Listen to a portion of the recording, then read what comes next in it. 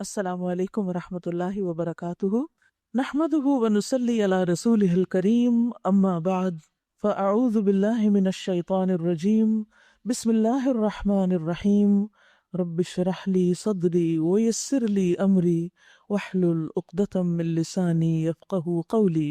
9واں پارہ شروع کرتی ہوں اللہ کے نام سے جو بے انتہا مہربان نہایت رحم فرمانے والا ہے۔ قال الملأ الذين استكبروا من قومه لنخرجنك يا شعيب والذين آمنوا معك من قريتنا أو لتعودن في ملتنا قال أولو كنا كارهين۔ اس کی قوم کے سرداروں نے جو اپنی بڑائی کے گھمنڈ میں مبتلا تھے اس سے کہا کہ اے شعیب، ہم تجھے اور ان لوگوں کو جو تیرے ساتھ ایمان لائے ہیں اپنی بستی سے نکال دیں گے، ورنہ تم لوگوں کو ہماری ملت میں واپس آنا ہوگا۔ شعیب علیہ السلام نے جواب دیا، کیا زبردستی ہمیں پھیرا جائے گا؟ خواہ ہم راضی نہ ہوں، ہم اللہ پر جھوٹ گھڑنے والے ہوں گے اگر تمہاری ملت میں پلٹ آئیں، جبکہ اللہ ہمیں اس سے نجات دے چکا ہے۔ ہمارے لیے تو اس کی طرف پلٹنا اب کسی طرح ممکن نہیں، الا یہ کہ اللہ ہمارا رب ہی ایسا چاہے۔ ہمارے رب کا علم ہر چیز پر حاوی ہے، اسی پر ہم نے اعتماد کر لیا۔ ربنا افتح بیننا وبین قومنا بالحق وانت خیر الفاتحین۔ اے ہمارے رب، ہمارے اور ہماری قوم کے درمیان ٹھیک ٹھیک فیصلہ کر دے، اور تو بہترین فیصلہ کرنے والا ہے۔ یہاں ہم دیکھتے ہیں کہ دیگر پیغمبروں کی طرح شعیب علیہ السلام نے بھی اپنی قوم کو اللہ کی عبادت کی طرف دعوت دی، اور اس قوم میں جو خاص بیماری پائی جاتی تھی ناپ تول میں کمی کرنے کی، اس سے روکا، لیکن قوم نے سن کر نہ دیا، اور خاص طور پر جو ان کے بڑے بڑے لیڈرز تھے وہ بطور خاص شعیب علیہ السلام کے سامنے تکبر کرنے لگے، اکڑ گئے، اور انہوں نے یہ کہنا شروع کر دیا کہ اگر تم باز نہیں آؤ گے اپنی اس تبلیغ سے، اس نصیحت سے، تو پھر ہم تمہیں اس بستی سے ہی نکال دیں گے، اور جو لوگ تیرے ساتھی ہیں ایمان والے ان کو بھی نکال دیں گے، تم ہمارے ساتھ نہیں رہ سکتے۔ یاد رکھیے، حق کو قبول نہ کرنا تکبر کی علامت ہوتا ہے، اور یہاں پر اللہ تعالیٰ فرماتے ہیں قال الملأ الذین استکبروا من قومہ، کہ ان کی قوم کے جو متکبرین تھے، تکبر کرنے والے تھے، یعنی جو بڑے بڑے سردار تھے، انہوں نے یہ باتیں کہیں، یعنی ان کے جو اشرافیہ تھی یا ان کے جو ایلیٹ تھے۔ اور یاد رکھیے کہ تکبر کی تعریف بھی یہی کی گئی ہے نا، بطر الحق وغمط الناس، حق کا انکار اور لوگوں کو حقیر سمجھنا۔ جیسے شیطان نے اپنے آپ کو بڑا سمجھا اور آدم علیہ السلام کو، جنہیں اللہ سبحانہ وتعالیٰ نے عزت بخشی، اپنے ہاتھ سے بنایا، ان کو حقیر سمجھا۔ تو انسان جب اپنی لذتوں میں گم ہو کر اپنی خواہشات نفس کی پیروی کرتا ہے، اپنے لیے ایک خاص لائف سٹائل طے کر لیتا ہے کہ مجھے بس اس طرح جینا ہے، چاہے وہ حلال ہے، حرام ہے، جائز ہے یا ناجائز ہے، تو اس میں پھر وہ کسی کو مداخلت نہیں کرنے دیتا۔ اگر کوئی بھی اس کو نصیحت کرنے کی کوشش کرے تو اس کا شدید ریاکشن سامنے آتا ہے اور وہ اس کا انکار کر دیتا ہے۔ تو جب ان لوگوں نے دیکھا کہ شعیب علیہ السلام کی جو تعلیم ہے وہ ان کی خواہشات کے بالکل برعکس ہے، تو انہوں نے اس کو قبول نہیں کیا۔ ہم سب کو بھی غور کرنا چاہیے کہ کہیں ایسا تو نہیں کہ جب دین کی کوئی بات ہماری مرضی کے مطابق نہیں ہوتی تو ہم اس کو ایک دم ٹھکرا دیتے ہیں، اس کا انکار کر دیتے ہیں کہ یہ تو میں نہیں کر سکتی، چاہے دل میں کہیں یا زبان سے کہیں یا عملی رویہ، یہ کرنا درست نہیں۔ اسی طرح آپ دیکھیے کہ جو متکبرین ہیں وہ حق بات کہنے والوں کی عزت بھی نہیں کرتے۔ نبی صلی اللہ علیہ وسلم سعد بن عبادہ کی عیادت کے لیے جا رہے تھے، وہ بیمار ہو گئے تھے، تو راستے میں آپ کا گزر ایک ایسی مجلس پر ہوا جس میں مسلمان اور مشرکین اور یہودی سبھی اکٹھے بیٹھے ہوئے تھے، یعنی ایک شہر کے رہنے والے لوگ تھے، رشتہ داریاں بھی تھی، تعلقات بھی تھے، تو وہاں مل کے بیٹھے ہوئے تھے۔ انہی کے اندر عبداللہ بن ابی اور عبداللہ بن رواحہ بھی موجود تھے۔ جب اس مجلس کے پاس سے آپ گزرے تو جس سواری پر آپ تھے اس کی وجہ سے تھوڑا سا غبار اٹھا، تو عبداللہ بن ابی نے اپنے ناک پر اپنی چادر رکھ لی اور تکبر کا سا مظاہرہ کیا اور کہا ہم پر یہ گرد نہ اڑایا کرو۔ نبی صلی اللہ علیہ وسلم نے وہاں رک کر انہیں سلام کیا اور تھوڑی دیر بعد سواری سے نیچے اتر کر انہیں اللہ کی طرف بلانے اور قرآن پڑھ کر سنانے لگے۔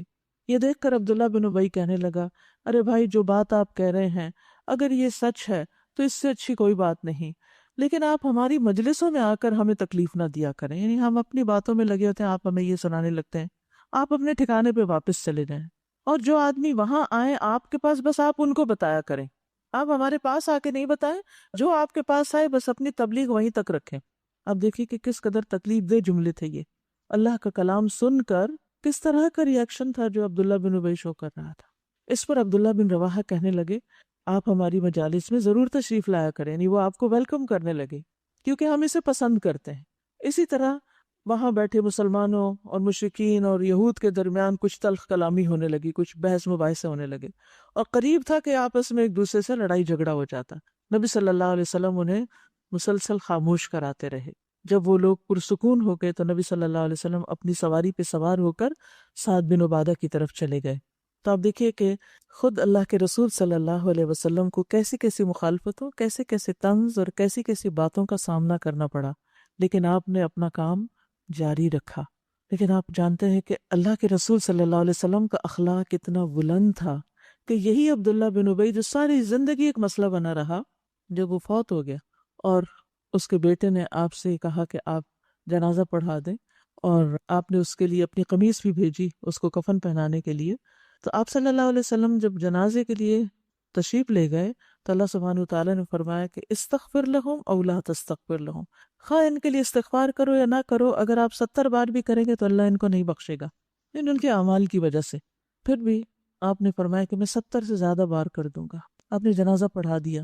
اخلاق دیکھیے آپ، اتنی باتیں بنانے والوں کے ساتھ آپ کی یہ مہربانی، آپ کے دل میں لوگوں کی نجات کے لیے ایسی تڑپ اور اتنا احساس کہ چلو یہ بھی بخشا جائے، لیکن اس کے بعد آپ کو منع کیا گیا کہ آج کے بعد آپ کسی منافق کا جنازہ نہیں پڑھائیں گے۔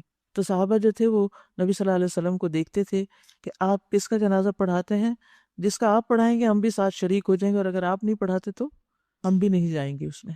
تو یہ ہے تکبر کا انجام۔ اور اس میں آپ دیکھیے کہ عبداللہ بن ابی کا کردار اور عبداللہ بن رواحہ کا کردار، آگے آپ دیکھیں گے کہ انسانوں میں سے کچھ خبیث ہوتے ہیں، کچھ طیب ہوتے ہیں، کچھ روحیں نیک ہوتی ہیں، کچھ روحیں بد ہوتی ہیں۔ جو نیک روحیں ہوتی ہیں انہیں نیکی سے محبت ہوتی ہے، اور جو بد روحیں ہوتی ہیں وہ نیکی سے نفرت کرتی ہیں۔ اللہ سبحانہ وتعالی ہمیں نفس کے شر سے بچائے۔ اس کی قوم کے سرداروں نے جو اس کی بات ماننے سے انکار کر چکے تھے آپس میں کہا اگر تم نے شعیب علیہ السلام کی پیروی قبول کر لی تو برباد ہو جاؤ گے۔ مگر ہوا یہ کہ ایک دہلا دینے والی آفت نے ان کو آ لیا اور وہ اپنے گھروں میں اوندھے پڑے کے پڑے رہ گئے۔ جن لوگوں نے شعیب علیہ السلام کو جھٹلایا وہ ایسے مٹے کہ گویا کبھی ان گھروں میں بسے ہی نہ تھے۔ شعیب علیہ السلام کے جھٹلانے والے ہی آخر کار برباد ہو کر رہے۔ سردار کہہ رہے تھے قوم کو کہ اگر شعیب علیہ السلام کے پیچھے چلو گے تو برباد ہو جاؤ گے، لیکن نتیجہ کیا ہوا؟ اس کے بالکل برعکس، برباد وہ ہوئے جو ان کو جھٹلا رہے تھے۔ اور شعیب علیہ السلام یہ کہہ کر ان کی بستیوں سے نکل گئے، اے میری قوم، میں نے اپنے رب کے پیغامات تمہیں پہنچا دیے اور تمہاری خیر خواہی کا حق ادا کر دیا، اب میں اس قوم پر کیسے افسوس کروں جو حق قبول کرنے سے انکار کرتی ہے۔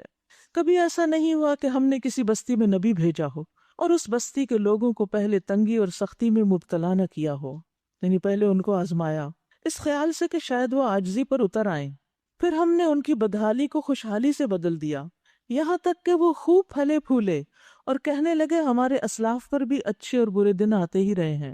آخر کار ہم نے انہیں اچانک پکڑ لیا اور انہیں خبر تک نہ ہوئی۔ ان آیات سے بھی یہ پتہ چلتا ہے کہ اللہ سبحانہ وتعالی تکلیف کے ساتھ بھی آزماتا ہے اور نعمت کے ساتھ بھی آزماتا ہے، لیکن مشکل یہ ہے کہ جب انسان اچھے حال میں ہوتا ہے تو وہ سمجھتا ہے کہ اللہ مجھ سے راضی ہے، اس کو احساس ہی نہیں ہوتا کہ میری نافرمانی کی وجہ سے اللہ مجھ سے ناراض بھی ہو سکتا ہے۔ اب یہاں کیا ہوا کہ لوگ دنیا میں مست تھے کہ اچانک ان کی پکڑ ہو گئی اور انہیں خبر تک نہ تھی۔ اگر بستیوں کے لوگ ایمان لاتے اور تقوی کی روش اختیار کرتے تو ہم ان پر آسمان اور زمین سے برکتوں کے دروازے کھول دیتے۔ یعنی اللہ کی اطاعت کرنے سے دنیا کا نقصان نہیں ہوتا، وہ تو ہر ایک پر آزمائش آتی ہے، کمی بیشی سب کے ساتھ ہوتی ہے، لیکن جو لوگ اللہ کی اطاعت کرتے ہیں، فرما برداری کرتے ہیں، اللہ سبحانہ وتعالیٰ ان پر اپنی برکتیں نازل فرماتا ہے۔ لوگوں کی اکثریت نے کیا کیا؟ وَلَٰكِن كَذَّبُوا، لیکن انہوں نے جھٹلایا، فَأَخَذْنَاهُمْ بِمَا كَانُوا يَكْسِبُونَ، لہٰذا ہم نے اس بری کمائی کے حساب میں انہیں پکڑ لیا جو وہ سمیٹ رہے تھے۔ پھر کیا بستیوں کے لوگ اب اس سے بے خوف ہو گئے کہ ہماری گرفت کبھی اچانک ان پر رات کے وقت نہ آ جائے گی جبکہ وہ سو رہے ہوں گے؟ یعنی رات کو بھی انسان کو ڈرنا چاہیے، کیونکہ بعض اوقات آفات اچانک آ جاتی ہیں۔ ہم نے دیکھا ہوگا کہ ہر روز خبروں میں پڑھتے ہیں کہیں لینڈ سلائیڈنگ ہو گئی ہے، کہیں پر زلزلہ آ گیا ہے، کہیں کوئی طوفان آ گیا، کہیں کچھ اور مصیبت آ گئی ہے، کہیں کوئی فتنہ فساد ہے، قتل و غارت ہے۔ امن سے رہنے والے لوگ یکایک مصیبتوں میں آ جاتے ہیں۔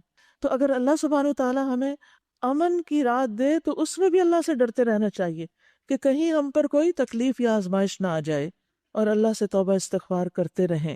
یا انہیں اطمینان ہو گیا ہے کہ ہمارا مضبوط ہاتھ کبھی یکایک ان پر دن کے وقت نہ پڑے گا جبکہ وہ کھیل رہے ہوں۔ کیا یہ لوگ اللہ کی چال سے بے خوف ہیں؟ حالانکہ اللہ کی چال سے وہی قوم بے خوف ہوتی ہے جو تباہ ہونے والی ہو۔ اور کیا ان لوگوں کو جو سابق اہل زمین کے بعد زمین کے وارث ہوتے ہیں اس امر واقعی نے کچھ سبق نہیں دیا کہ اگر ہم چاہیں تو ان کے قصوروں پر انہیں پکڑ سکتے ہیں، مگر وہ غفلت برتتے ہیں اور ہم ان کے دلوں پہ مہر لگا دیتے ہیں۔ اس سے پتہ چلتا ہے کہ اگر انسان زیادہ دن غفلت میں رہے تو پھر دل سخت ہونا شروع ہو جاتا ہے۔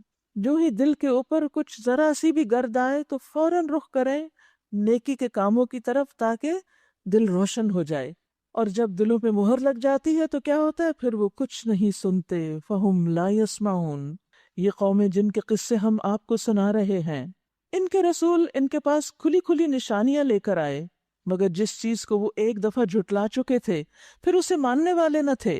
دیکھو اس طرح ہم انکار کرنے والوں کے دلوں پر مہر لگا دیتے ہیں۔ ہم نے ان میں سے اکثر میں کوئی پاس عہد نہ پایا بلکہ اکثر کو فاسق ہی پایا، نافرمان تھے وہ لوگ۔ ثم بعثنا من بعدهم موسى بآياتنا إلى فرعون وملئه فظلموا بها، پھر ان قوموں کے بعد جن کا ذکر پیچھے گزر چکا، ہم نے موسیٰ علیہ السلام کو اپنی نشانیوں کے ساتھ فرعون اور اس کی قوم کے سرداروں کے پاس بھیجا، مگر انہوں نے بھی ہماری نشانیوں کے ساتھ ظلم کیا۔ پھر دیکھو کہ ان مفسدوں کا کیا انجام ہوا۔ موسیٰ علیہ السلام نے کہا، اے فرعون، میں کائنات کے مالک کی طرف سے بھیجا ہوا آیا ہوں، کائنات کے رب کی طرف سے آیا ہوں۔ میرا منصب یہی ہے کہ اللہ کا نام لے کر کوئی بات حق کے سوا نہ کہوں۔ پیغمبر ایسے ہی ہوتے، اللہ کے نام سے جو بات کسی کو بتاتے ہیں بالکل سچ بتاتے ہیں۔ اس لیے قرآن مجید کے علاوہ نبی صلی اللہ علیہ وسلم کی جو احادیث ہیں ان میں سے جو صحیح ہیں، اوتھینٹک ہیں، ان کو ماننا بھی اسی طرح ضروری ہے جس طرح ہم قرآن مجید کو مانتے ہیں۔ میں تم لوگوں کے پاس تمہارے رب کی طرف سے کھلی نشانی لے کر آیا ہوں، لہٰذا تم بنی اسرائیل کو میرے ساتھ بھیج دو۔ فرعون نے کہا، اگر تو کوئی نشانی لایا ہے اور اپنے دعوے میں سچا ہے تو اسے پیش کر۔ موسیٰ علیہ السلام نے اپنا عصا پھینکا اور یکایک وہ ایک جیتا جاگتا اژدہا تھا۔ اس نے اپنی جیب سے ہاتھ نکالا اور سب دیکھنے والوں کے سامنے وہ چمک رہا تھا۔ اس پر فرعون کی قوم کے سرداروں نے آپس میں کہا، یقیناً یہ شخص بڑا ماہر جادوگر ہے، تمہیں تمہاری زمین سے بے دخل کرنا چاہتا ہے، اب کہو کیا کہتے ہو۔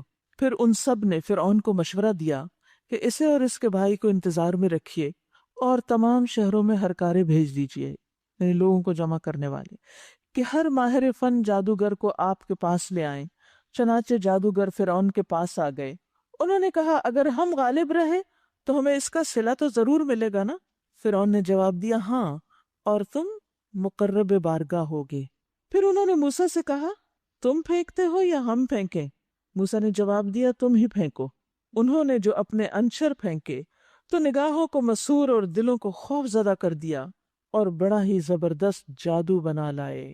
ہم نے موسیٰ علیہ السلام کو اشارہ کیا کہ پھینک اپنا عصا۔ اس کا پھینکنا تھا کہ آن کی آن میں وہ ان کے اس جھوٹے طلسم کو نگلتا چلا گیا۔ اور دیکھیں کہ یہاں موسیٰ علیہ السلام کی ایک حکمت نظر آتی ہے۔ انہوں نے کہا کہ موسیٰ آپ پہل کریں گے یا ہم پہل کریں؟ تو انہوں نے کیا کہا؟ تم ہی پھینکو۔ اور پھر انہوں نے اپنے جو کچھ کرشمے دکھانے تھے وہ سب دکھا دیے، اور اس کے بعد پھر موسیٰ علیہ السلام نے اپنا عصا پھینکا جس نے سب کو نگل لیا۔ تو اس میں ایک بہت بڑی حکمت کی بات تھی، وہ یہ کہ موسیٰ علیہ السلام یہ دیکھنا چاہتے کہ کرتے کیا ہیں، اور اگر موسیٰ علیہ السلام پہل کرتے تو ان کا جو عصا تھا وہ سانپ بن کے ادھر ادھر گھومتا، لوگ ڈر تو جاتے لیکن وہ بات تو نہ بنتی جس مقصد کے لیے موسیٰ علیہ السلام نے اس چیز کی دعوت دی تھی۔ اب آپ دیکھیں کہ بہت دفعہ ایسا ہوتا ہے کہ پیچھے ہونے کی وجہ سے، ہماری باری بعد میں آنے کی وجہ سے ہم اپنے آپ کو کمزور یا کمتر سمجھنے لگتے ہیں۔ تو بعض اوقات تھوڑا پیچھے ہو کر دوبارہ اقدام کرنا وہ زیادہ فائدہ مند ہوتا ہے بنسبت اس کے کہ انسان ہمیشہ آگے ہی آگے رہے۔ اب دیکھیے کہ جب کبھی گاڑی چل رہی ہوتی ہے اور آگے کوئی رکاوٹ آ جائے اور گاڑی بند ہو جائے تو پھر کیا کرنا پڑتا ہے؟ تھوڑا سا پیچھے ہو کر پھر آپ اس رکاوٹ کو پار کر سکتے ہیں۔ تو زندگی میں کبھی ایسا ہوتا ہے کہ ہم فرنٹ لائن پر ہوتے ہیں اور کبھی ایسا ہوتا ہے کہ ہم بیک بینچز پہ ہوتے ہیں۔ تو جس حال میں اللہ رکھے، جہاں پر رکھے، اللہ کے فیصلوں پر راضی ہونا چاہیے۔ کبھی ہماری بات مان لی جاتی ہے اور کبھی ہمیں کسی کی بات ماننی ہوتی ہے، کبھی ہمیں آگے جگہ مل جاتی ہے اور کبھی ہمیں پیچھے بیٹھنا پڑتا ہے۔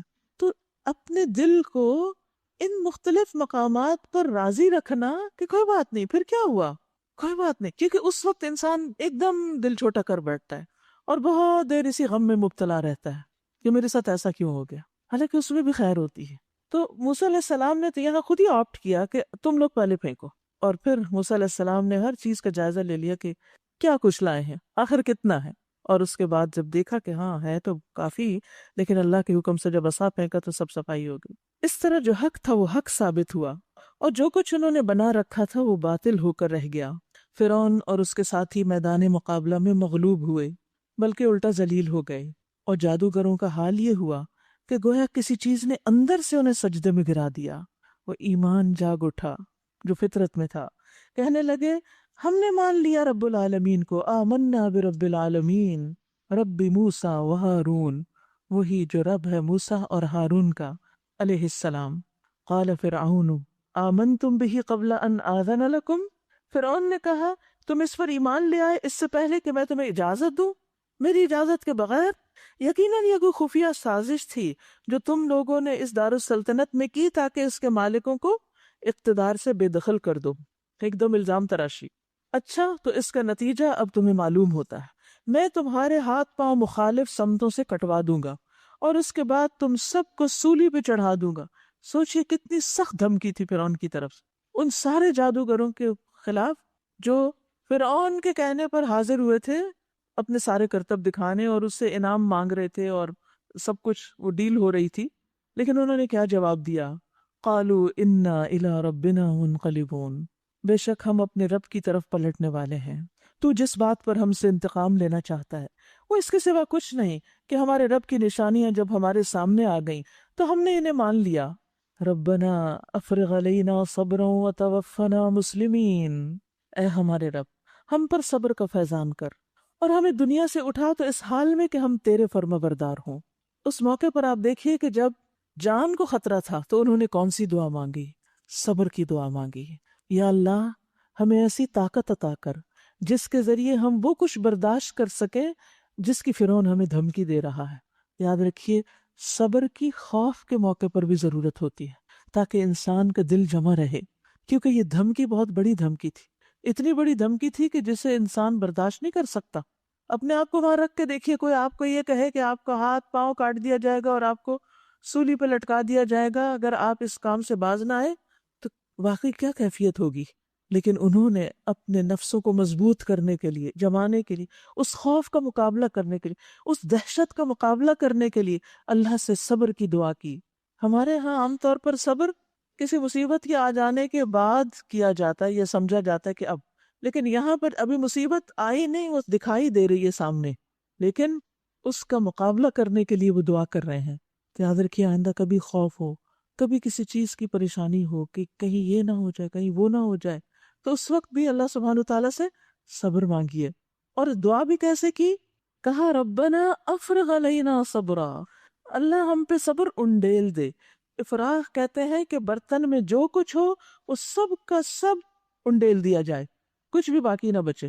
مثلا آپ جگ سے پانی ڈال دیں گلاس میں تو پورے کا پورا پانی گلاس میں ڈال دیں، تو اس کو افراغ کہتے ہیں کہ یا رب جتنا بھی صبر ہوتا ہے وہ سارا ہمارے اندر ڈال دے۔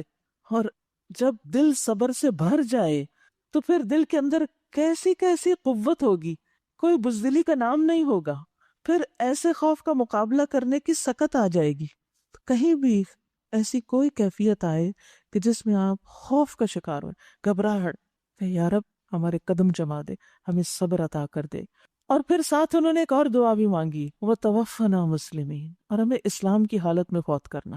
یعنی صرف اپنے اوپر اعتماد نہیں کیا کہ ہم تو اب ایمان لے آئے ہیں اور یہ اگر ہمیں مار دے گا تو ہم مومن ہی مریں گے، پھر بھی کہا کہ اللہ ہمیں اسلام پر ہی رکھنا، کیونکہ اب انہیں زندگی کی کوئی امید نہیں رہی تھی۔ اور اس کے ساتھ ہی پھر جب صبر آ گیا تو فرعون کی دھمکی کی بھی پرواہ نہیں رہی۔ اب ان کی زندگی کا مقصد کیا تھا کہ آخرت میں نجات ہو جائے، اسلام پر موت آئے، اور جو کچھ اللہ کے پاس انعام و اکرام ہے اس کو حاصل کر سکیں۔ اس سے کیا ہوا؟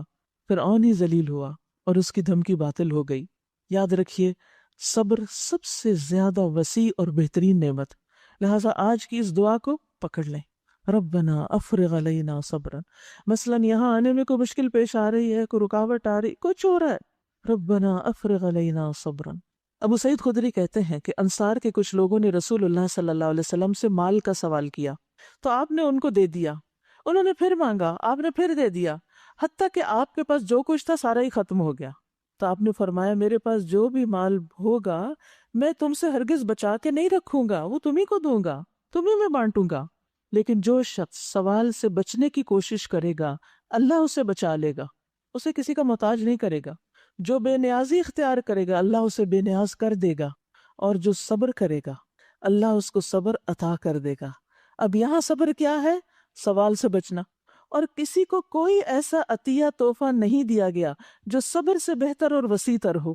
تو آپ دیکھیں کہ جہاں کہیں جلد بازی کی کیفیت دل میں آ جائے نا، اور جہاں ہم تھوڑے دلے ہونے لگے، جہاں آپ کو کوئی کچھ کہہ دے تو آپ کو دل چاہے کہ بس میں ابھی اس کو جواب دوں، اور سارے کام چھوڑ کے آپ فون اٹھائیں اور آپ کے دل میں جو غبار بھرا اس کو نکالنے کی سوچیں، تو اس وقت بھی یہ دعا مانگے، ربنا افرغ علینا صبرا، اللہ اب جتنا صبر ہے نا وہ سارا میرے اندر ڈال دے تاکہ میرا دل قابو میں آ جائے اور میں اس غلط کام سے بچ جاؤں۔ تو اللہ ضرور مدد کرے گا ہر موقع پر۔ جہاں اپنا آپ کمزور دکھائی دے کہ ہم اپنا مقابلہ خود بھی نہیں کر سکتے، خود کو کنٹرول نہیں کر سکتے، وہاں اللہ سے صبر کی دعا کیجیے۔ اور یاد رکھیے کہ جب انسان صبر مانگتا ہے اور صبر کرنے لگتا ہے تو اللہ کی مدد آ جاتی ہے۔ وَاصْبِرُوا إِنَّ اللَّهَ مَعَ الصَّابِرِينَ، اور صبر کرو، بے شک اللہ صبر کرنے والوں کے ساتھ ہے۔ اور پھر اللہ کی مدد کیسے آتی ہے؟ جیسے جنگ بدر میں آئی تھی، ان تصبروا وتتقوا ويأتوكم من فورهم هذا يمددكم ربكم بخمسة آلاف من الملائكة مصومين۔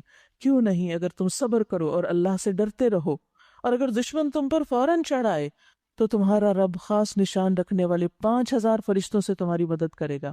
یعنی اللہ کی مدد آئے گی، لیکن کب؟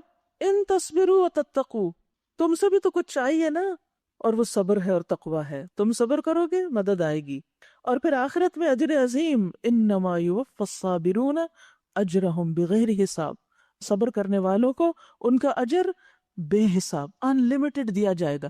اسی لیے روزے کی جزا ان لمیٹڈ ہے، اللہ نے چھپا کے رکھی ہے، کیونکہ اس میں سارا دن انسان کو صبر کرنا ہوتا ہے، کھانے پینے سے، خواہشات کی تکمیل سے، اور فضول باتوں سے بھی، ہر طرح کی ایسی گفتگو سے بھی بچنا ہوتا ہے کہ جس سے روزہ خراب ہوتا ہے۔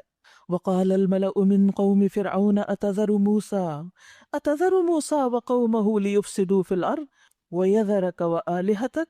فرعون سے اس کی قوم کے سرداروں نے کہا، کیا تو موسیٰ اور اس کی قوم کو یوں ہی چھوڑ دے گا کہ ملک میں فساد پھیلائیں اور وہ تیری اور تیرے معبودوں کی بندگی چھوڑ بیٹھے؟ فرعون نے جواب دیا، میں ان کے بیٹوں کو قتل کراؤں گا اور ان کی عورتوں کو جیتا رہنے دوں گا تاکہ ان کو ہم اپنی کنیزیں بنا لیں۔ ہمارے اقتدار کی گرفت ان پر مضبوط ہے۔ تکبر کے جملے۔ موسیٰ علیہ السلام نے اپنی قوم سے کہا، کیا استعینوا باللہ واصبروا، اللہ سے مدد مانگو اور صبر کرو۔ زمین اللہ کی ہے، اپنے بندوں میں سے جس کو چاہتا ہے اس کا وارث بنا دیتا ہے، اور آخری کامیابی انہی کے لیے ہے جو اس سے ڈرتے ہوئے کام کریں، متقین۔ اس کی قوم کے لوگوں نے کہا، تیرے آنے سے پہلے بھی ہم ستائے جاتے تھے اور تیرے آنے پر بھی ستائے جا رہے ہیں، یعنی ہمارے حال کب بدلیں گے، ہمیں اس ظلم سے کب نجات ہوگی؟ اس نے جواب دیا، قریب ہے وہ وقت کہ تمہارا رب تمہارے دشمن کو ہلاک کر دے اور تمہیں زمین میں خلیفہ بنائے، پھر دیکھے کہ تم کیسے عمل کرتے ہو۔ ہم نے فرعون کے لوگوں کو کئی سال تک قحط اور پیداوار کی کمی میں مبتلا رکھا کہ شاید ان کو ہوش آئے، مگر ان کا حال یہ تھا کہ جب اچھا زمانہ آتا تو کہتے کہ ہم اسی کے مستحق ہیں۔ فَإِذَا جَاءَتْهُمُ الْحَسَنَةُ قَالُوا لَنَا هَذِهِ، ہم اس کے مستحق ہیں، we deserve it۔ اور جب برا زمانہ آتا تو موسیٰ اور اس کے ساتھیوں کو اپنے لیے منحوس قرار دیتے، حالانکہ در حقیقت ان کی نحوست تو اللہ کے پاس تھی، مگر ان میں سے اکثر بے علم تھے، یعنی ان سے برا شگون لیتے، حالانکہ یہ بدشگونی کے خود ہی اہل تھے، مگر ان میں سے اکثر بے علم تھے۔ یاد رکھیے کہ جب انسان کے پاس کوئی بھی نعمت آئے تو اس کو سب سے زیادہ اللہ کا شکر ادا کرنا چاہیے، اور فوراً یہ سوچنا چاہیے یہ مجھ پر اللہ کی رحمت ہوئی، یہ برکت ہے، یہ اس کی عنایت ہے، یہ اس نے دیا ہے۔ لیکن کچھ لوگ ایسے بھی ہوتے ہیں کہ شکر ادا کرنے کی بجائے خود کو نعمت کا حقدار سمجھتے ہیں، اور وہ کہتے ہیں کہ یہ تو ہمیں ملنی چاہیے تھی، یہ تو ہمارا رائٹ تھا، یا اپنا کمال سمجھنے لگتے ہیں کہ یہ ہماری کوششوں کی وجہ سے۔ بعض لوگ کہتے ہیں انما اوتیتہ علی علم، یہ سب کچھ تو میرے علم کی وجہ سے مجھے ملا ہے۔ اللہ تعالیٰ فرماتے ہیں بل ہی فتنہ، یہ تو فتنہ ہے، ولکن اکثرہم لا یعلمون، لیکن اکثر لوگ جانتے نہیں ہیں۔ قارون نے بھی تو یہی کہا تھا نا کہ مجھے یہ سب کچھ میرے علم کی بنا پر ملا ہے۔ اور پھر جب لوگ یہ سمجھتے ہیں نا کہ یہ ہماری کوشش کا نتیجہ ہے، ہمارے علم کی وجہ سے، ہماری ذہانت کی وجہ سے، ہماری کسی قوت اور ہماری کسی بڑائی کی وجہ سے یہ سب کچھ ہمیں مل رہا ہے، تو یہ بہت ہی ناپسندیدہ خیال ہے۔ ہمیں جو کچھ بھی ملا ہے، قرآن مجید میں آتا ہے وَمَا بِكُم مِّن نِّعْمَةٍ فَمِنَ اللَّهِ، تمہارے پاس کوئی بھی جو نعمت ہے، کوئی بھی، you name it، سب اللہ کی طرف سے ہے۔ اس نے بن مانگے ہمیں بہت کچھ دیا ہے۔ آپ دیکھیے کہ کیا آپ نے مانگا تھا کہ آپ کی نگاہ صحیح کام کرے، اور وہ جس طریقے پر ہماری آنکھ کام کرتی ہے وہ سسٹم سارا ہم نے مانگ کر لیا تھا اللہ سے؟ بن مانگے ملا نا۔ یہ بہت ساری نعمتیں جنہیں ہم شمار بھی نہیں کر سکتے، اللہ ہی کی دی ہوئی ہیں۔ لہٰذا وہ نعمت جسے ہم نعمت سمجھتے نہیں، اور وہ نعمت جسے ہم بطور نعمت دیکھتے ہیں، ان سب مواقع پر ہمیں اللہ کا ہی شکر گزار بننا چاہیے، اور کبھی اس کو اپنے سے منسوب نہیں کرنا چاہیے کہ یہ میری وجہ سے ہوا ہے۔ پھر اسی طرح ان کا حال کیا تھا کہ جب ان کو کوئی مصیبت آتی تو موسیٰ علیہ السلام کو فعل بد قرار دیتے۔ یاد رکھیے یہ بھی ایک بڑی مشکل ہے۔ اکثر لوگ مصیبت آنے کی وجہ نہیں جان پاتے، لہٰذا اس وجہ کو دور بھی نہیں کرتے۔ بہت سے لوگوں کا یہ حال ہوتا ہے کہ جب ان کی زندگی میں کوئی بھی مسئلہ آتا ہے تو ان کو یہ سمجھ نہیں آتی کہ مسئلہ پیدا کیوں ہوا ہے، اور جس کو یہی سمجھنا ہے کہ مسئلہ پیدا کیوں ہوا ہے وہ اس کا حل کیسے نکالے گا، وہ تو نہیں نکال سکتا، تو پھر اس کی پریشانی بڑھتی رہے گی۔ یہ بھی بہت بڑی نعمت ہے کہ انسان پر کوئی تکلیف آئے، کوئی مشکل آئے، کوئی آزمائش آئے، کوئی امتحان ہو، اور اس کو یہ سمجھ آ جائے کہ یہ اس وجہ سے ہوا ہے، اور پھر وہ یا تو اگر کوئی گناہ ہے تو اس پر توبہ استغفار کرے، اور اگر کوئی ظاہری سبب نظر آ رہا ہے تو اس کا علاج کرے۔ اب دیکھیے کہ آپ ڈاکٹر کے پاس جاتے ہیں، آپ اس کو ادھر ادھر کی بات بتاتے ہیں، اصل مرض ہی نہیں بتاتے، تو وہ بھی پھر آپ کو ویسی ہی دوا دیتا ہے، تو اس سے بیماری گھٹنے کی بجائے اور بڑھ جاتی۔ ایک دفعہ میں ایک رپورٹ پڑھ رہی تھی کہ اس میں باقاعدہ فگرز دیے ہوئے تھے امریکن ڈاکٹرز کے بارے میں کہ ان کے کتنے لوگ صرف ڈاکٹرز کی غلط تشخیص کی وجہ سے مرتے ہیں، جن کی تعداد روڈ ایکسیڈنٹس میں مرنے والوں سے بھی کہیں زیادہ ہے۔ موت تو اللہ کے ہاتھ میں ہے، لیکن انسانوں کی وہ کون سی غلطیاں ہوتی ہیں کہ جن کی وجہ سے انسانوں پہ مشکل آ جاتی ہے، اس کو جاننا بھی ایک علم ہے، اور اس کے لیے صرف ظاہری علم نہیں، اس کے لیے حکمت درکار ہے، اس کے لیے گہرا فہم درکار ہے، اس کے لیے اللہ کی توفیق درکار ہے۔ ہم میں سے ہر شخص اپنے بارے میں سوچو، کسی دوسرے کے لیے نہیں، ہم میں سے ہر شخص سوچے کہ اس کی زندگی میں کوئی چھوٹا مسئلہ ہے یا بڑا مسئلہ ہے، وہ کیوں پیش آ رہا ہے، اس کی وجہ کیا ہے۔ دوسروں کو صرف مورد الزام نہ ٹھہرائیں، اپنے اندر کی کمی کوتاہی کو بھی پہچانیں، اللہ سے وہ شعور مانگے، وہ سمجھ مانگے کہ اللہ سبحانہ وتعالیٰ آپ کو اپنی غلطی دکھائے تاکہ آپ کے پارٹ پر اصلاح ہو جائے۔ جب آپ اصلاح کے لیے قدم اٹھا لیں گے تو انشاءاللہ دوسری طرف سے بھی اصلاح ہو جائے گی۔ جو شخص اپنی اصلاح نہیں کر سکتا، اپنے آپ کو ٹھیک نہیں کر سکتا، وہ کیوں توقع رکھتا ہے کہ دوسرا ٹھیک ہو جائے؟ آپ تو اپنے آپ کو کنٹرول کر نہیں سکتے، نہ اپنے غصے کو، نہ اپنی فرسٹریشن کو، اور آپ دوسرے سے توقع رکھتے ہیں کہ وہی سیدھا ہو جائے اور وہی بہت اچھا انسان بن جائے۔ یہ کیسے ممکن ہے؟ یاد رکھیے اللہ سے جب ہم علم مانگتے ہیں نا اور فہم مانگتے ہیں تو اس کا بھی مانگے، یعنی صرف کتابی علم نہیں مانگے، کیونکہ جب ہم کہتے ہیں نا ربی زدنی علما تو ہمارے سامنے کتابیں آ جاتی ہیں، اور ہم بہت سی کتابیں پڑھ لیں، بہت سے لیکچر سن لیں، اس سے سب کچھ نہیں آتا۔ اللہ سبحانہ وتعالیٰ بہت سا علم اور سمجھ انسان کو امتحان میں ڈال کر دیتا ہے۔ اگر انسان کی دل کی آنکھیں کھلی ہوں تو اس کو سب نظر آتا ہے، وہ پڑھ سکتا ہے اپنی ان آنکھوں سے کہ اس پر آنے والی مصیبت کیوں آئی ہوئی ہے، اللہ تعالیٰ اس کو کیا سکھانا چاہتے ہیں، اس کا سبب کیا ہے۔ اور اس کا حل کیا، اس سے نکلنے کا راستہ کون سا ہے. ورنہ وہ میز کی طرح جیسے وہ ہوتے ہیں نا پزل ہوتی ہے، اس میں سے وہ پزلڈ ہی رہتا ہے، اس کو راستہ نہیں ملتا.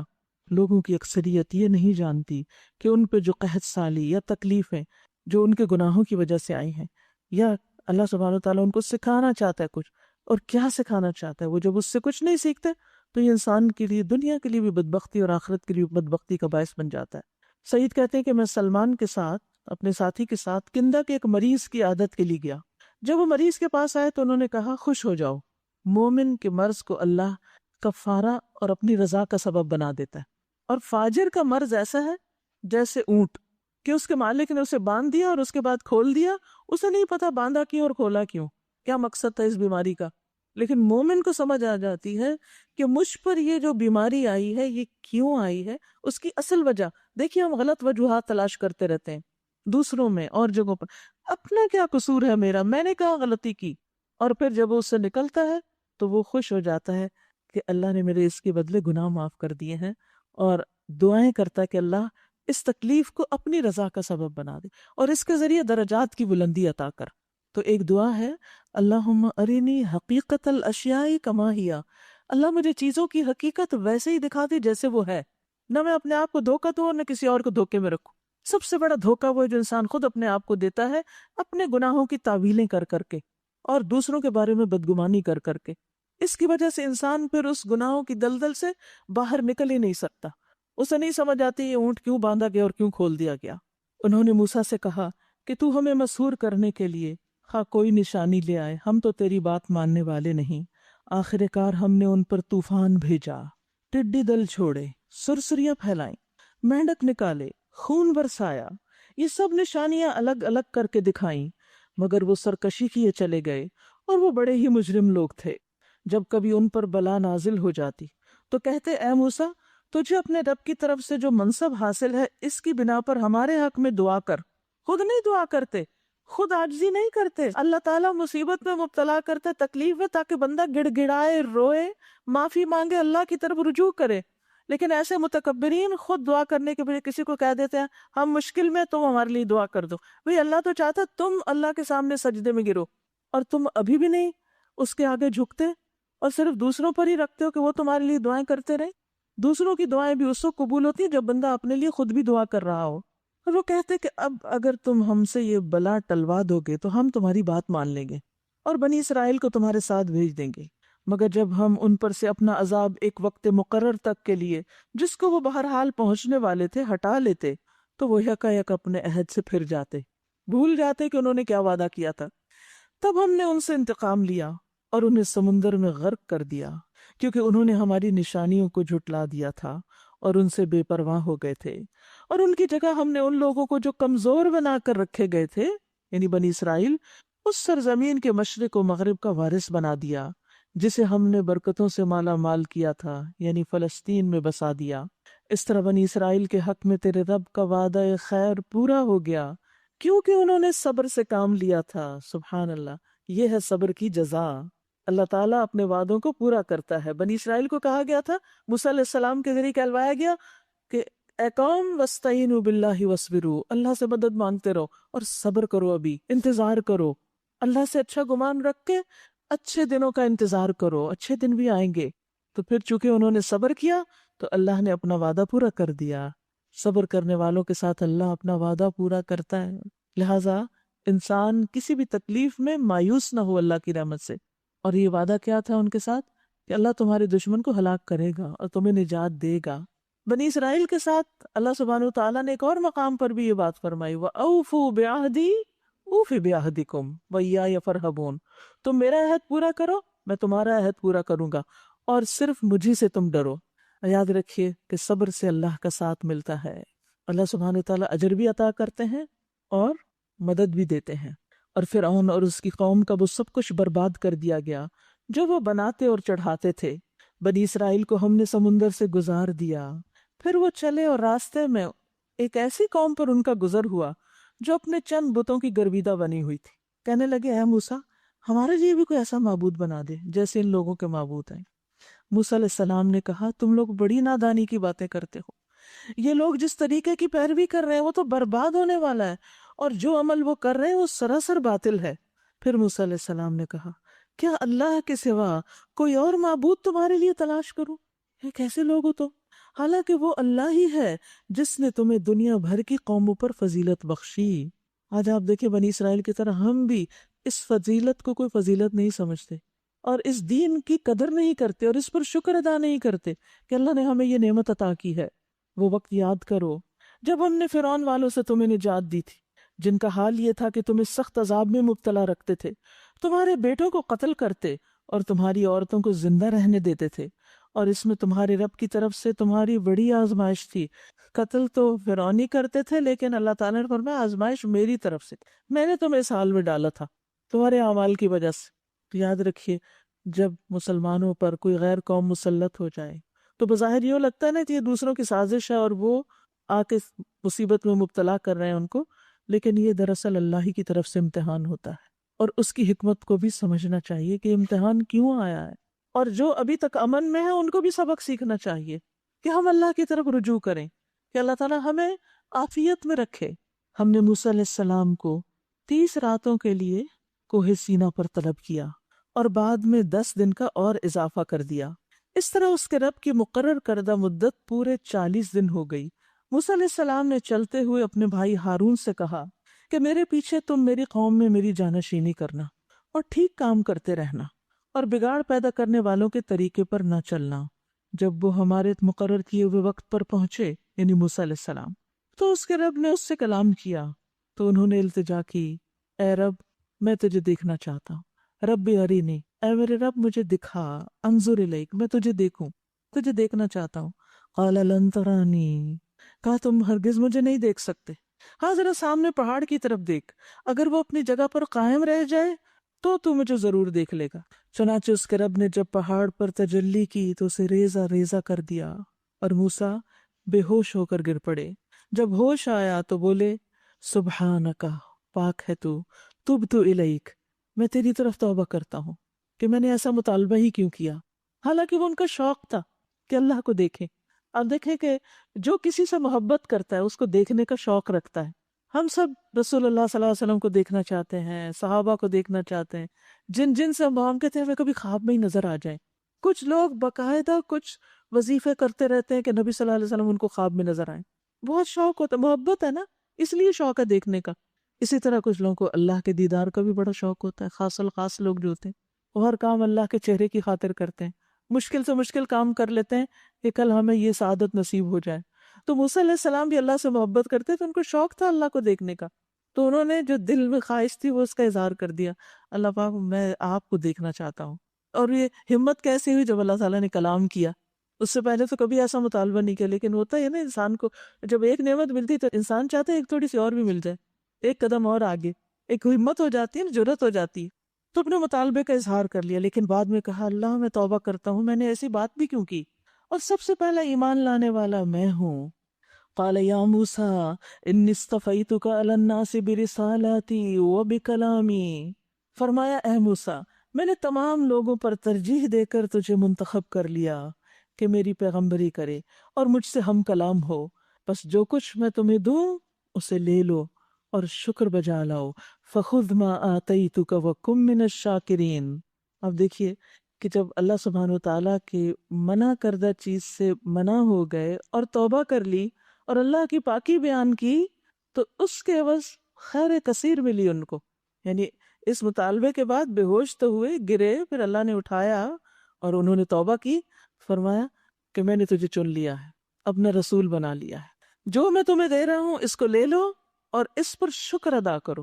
جب اللہ سبحانہ وتعالیٰ کسی خیر کے کام کے لیے آپ کو چن لے تو اللہ کا شکر بجا لائیں، اللہ سبحانہ وتعالیٰ کا خاص شکر ادا کریں، اس شکر میں خاص صدقہ کریں، خاص نفل پڑھیں، یعنی کوئی بھی آپ کام کرنا چاہیں، اگرچہ شکرانے کے نفل نہیں ہوتے بطور خاص، کوئی سجدہ شکر ہوتا ہے۔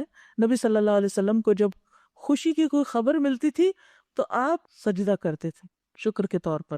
اس کے بعد ہم نے موسیٰ علیہ السلام کو ہر شعبہ زندگی کے متعلق نصیحت اور ہر پہلو کے متعلق واضح ہدایت تختیوں پر لکھ کر دے دی، یعنی اللہ سبحانہ تعالیٰ نے ان کو جو دینا تھا پہلے فرمایا کہ لے لو اس کو، اور پھر یہ سب کچھ لکھ کر دیا، اور ان سے کہا کہ ان ہدایات کو مضبوط ہاتھوں سے سنبھال اور اپنی قوم کو حکم دے کہ ان کے بہتر مفہوم کی پیروی کریں، ان قریب میں تمہیں فاسقوں کے گھر دکھاؤں گا۔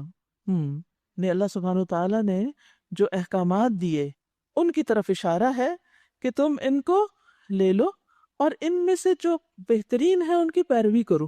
یاد رکھیے کہ اللہ سبحانہ تعالیٰ کے سارے احکامات ہی بہترین ہیں، لیکن کچھ احکامات دوسروں کی نسبت زیادہ بہترین ہیں، یعنی سبھی اچھے ہیں لیکن کچھ خاص احکامات ہیں۔ تو ہمیشہ یاد رکھیے کہ اللہ نے جو بھی ہمیں دیا ہے وہ اچھا ہی ہے، لیکن اس میں سے کچھ بہت ہی اچھا ہے۔ مثلا اللہ تعالیٰ فرماتے ہیں ان تبدوا الصدقات فنعما ہی وان تخفوها وتؤتوها الفقراء فهو خیر لکم۔ اگر تم صدقہ ظاہر کر کے دو تو یہ بھی اچھی بات ہے، اور اگر اسے چھپا کے دو اور محتاج کو دو تو یہ تمہارے لیے زیادہ اچھا ہے، خیر لکم۔ تو اب آپ دیکھیے بہت سے لوگ اس کنفیوژن میں رہتے ہیں، دکھا کے دیں، چھپا کے دیں، کیسے نہ دیں۔ تو آپ دیکھیے کہ سامنے دینے میں بھی خیر ہے، لیکن اگر انسان خفیہ صدقہ کرے تو اس کا اجر زیادہ ہے، اور کبھی سامنے دے کر اگر نیت کنٹرول میں تو سامنے دینے سے یہ کہ اوروں کو بھی خیال آ جاتا ہے تو آپ دوسروں کے لیے ایک اچھی مثال قائم کر دیتے ہیں۔ اسی طرح قرآن مجید سے ہمیں پتہ چلتا ہے، پیچھے آپ چھٹے پارے میں پڑھ چکے ہیں کہ اللہ سبحانہ تعالیٰ کو بدگوئی پہ زبان کھولنا پسند نہیں، مگر یہ کہ جس پہ ظلم کیا گیا اس کو کچھ اجازت ہے، لیکن بعد میں کیا فرمایا کہ معاف کر دو، درگزر کرو، اللہ معاف کرنے والوں کو پسند کرتا ہے۔ پھر اسی طرح بدلہ لینے کی ہمیں اجازت ہے اگر کوئی ہم پہ ظلم کرے، لیکن صبر کرنا زیادہ بہتر ہے۔ قرآن مجید میں آتا ہے وَلَمَنِ انتصر بعد ظلمه فَأُولَئِكَ مَا عَلَيْهِم مِّن سَبِيلٍ، اور بے شک جو شخص اپنے اوپر ظلم ہونے کے بعد بدلہ لے لے تو یہ وہ لوگ ہیں جن پر کوئی الزام نہیں، کوئی راستہ نہیں۔ لیکن اس کے ساتھ ساتھ اللہ تعالیٰ نے یہ بھی بیان کر دیا کہ صبر اور معاف کرنا زیادہ بہتر ہے۔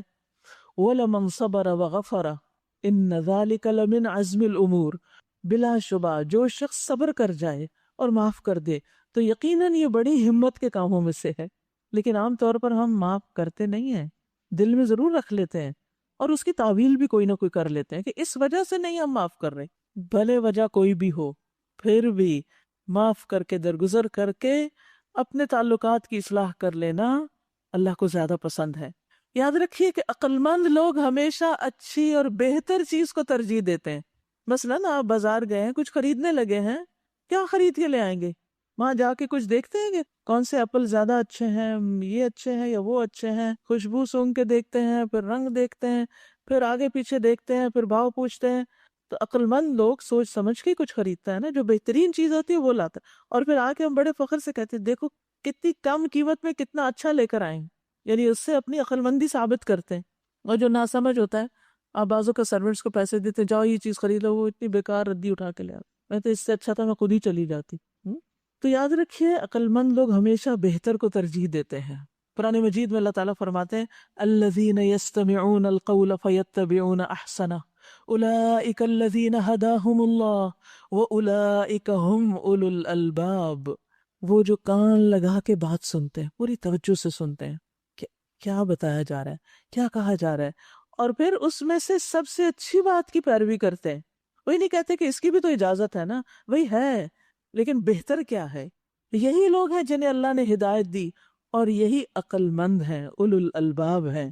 تو اپنی زندگی میں ایک اصول بنائیے کہ اگر کوئی بد اخلاقی کا مظاہرہ کر رہا ہے تو مجھے کیا کرنا ہے؟ اچھے اخلاق کا مظاہرہ کرنا، مجھے اس جیسا نہیں بننا۔ ابن عباس اس آیت کی تفسیر میں کہتے ہیں کہ یہ وہ شخص ہے جو اچھی باتیں بھی سنتا ہے اور بری بھی، تو وہ اچھی باتیں کرتا ہے اور بری باتوں سے رک جاتا ہے اور بری باتوں کو آگے نہیں لے کے جاتا۔ سبحان اللہ۔ یعنی بعض اوقات ہوتا ہے نا آپ کسی مجلس میں ہوتے ہیں، اچھی اچھی باتیں بھی ہوئی اور کچھ وہاں ناپسندیدہ چیز بھی ہو گئی۔ جب آپ گھر جاتے ہیں، مثلاً آپ یہاں سے جاتے ہیں دورہ قرآن کے بعد، تو آپ سے گھر والے پوچھتے ہیں کیسا رہا آج؟ کچھ نہ پوچھو، میں تو آج اکڑ ہی گئی۔ ایسی کرسیاں رکھی ہوئی ہیں کہ جن پر 2 گھنٹے گزارنا بڑا ہی مشکل۔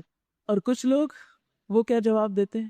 اللہ میری تو آج روح سرشار ہوگی، میں نے تو اللہ کا یہ حکم سنا، مجھے تو فلاں بات میں اس چیز کا جواب مل گیا، اور وہ اچھی اچھی باتیں شیئر کرتے ہیں۔ یہ دونوں رویے پائے جاتے ہیں نا، پھر اسی پر ہمارے اچھا یا کم اچھا ہونے کا انحصار ہے کہ ہم کس کیٹیگری میں۔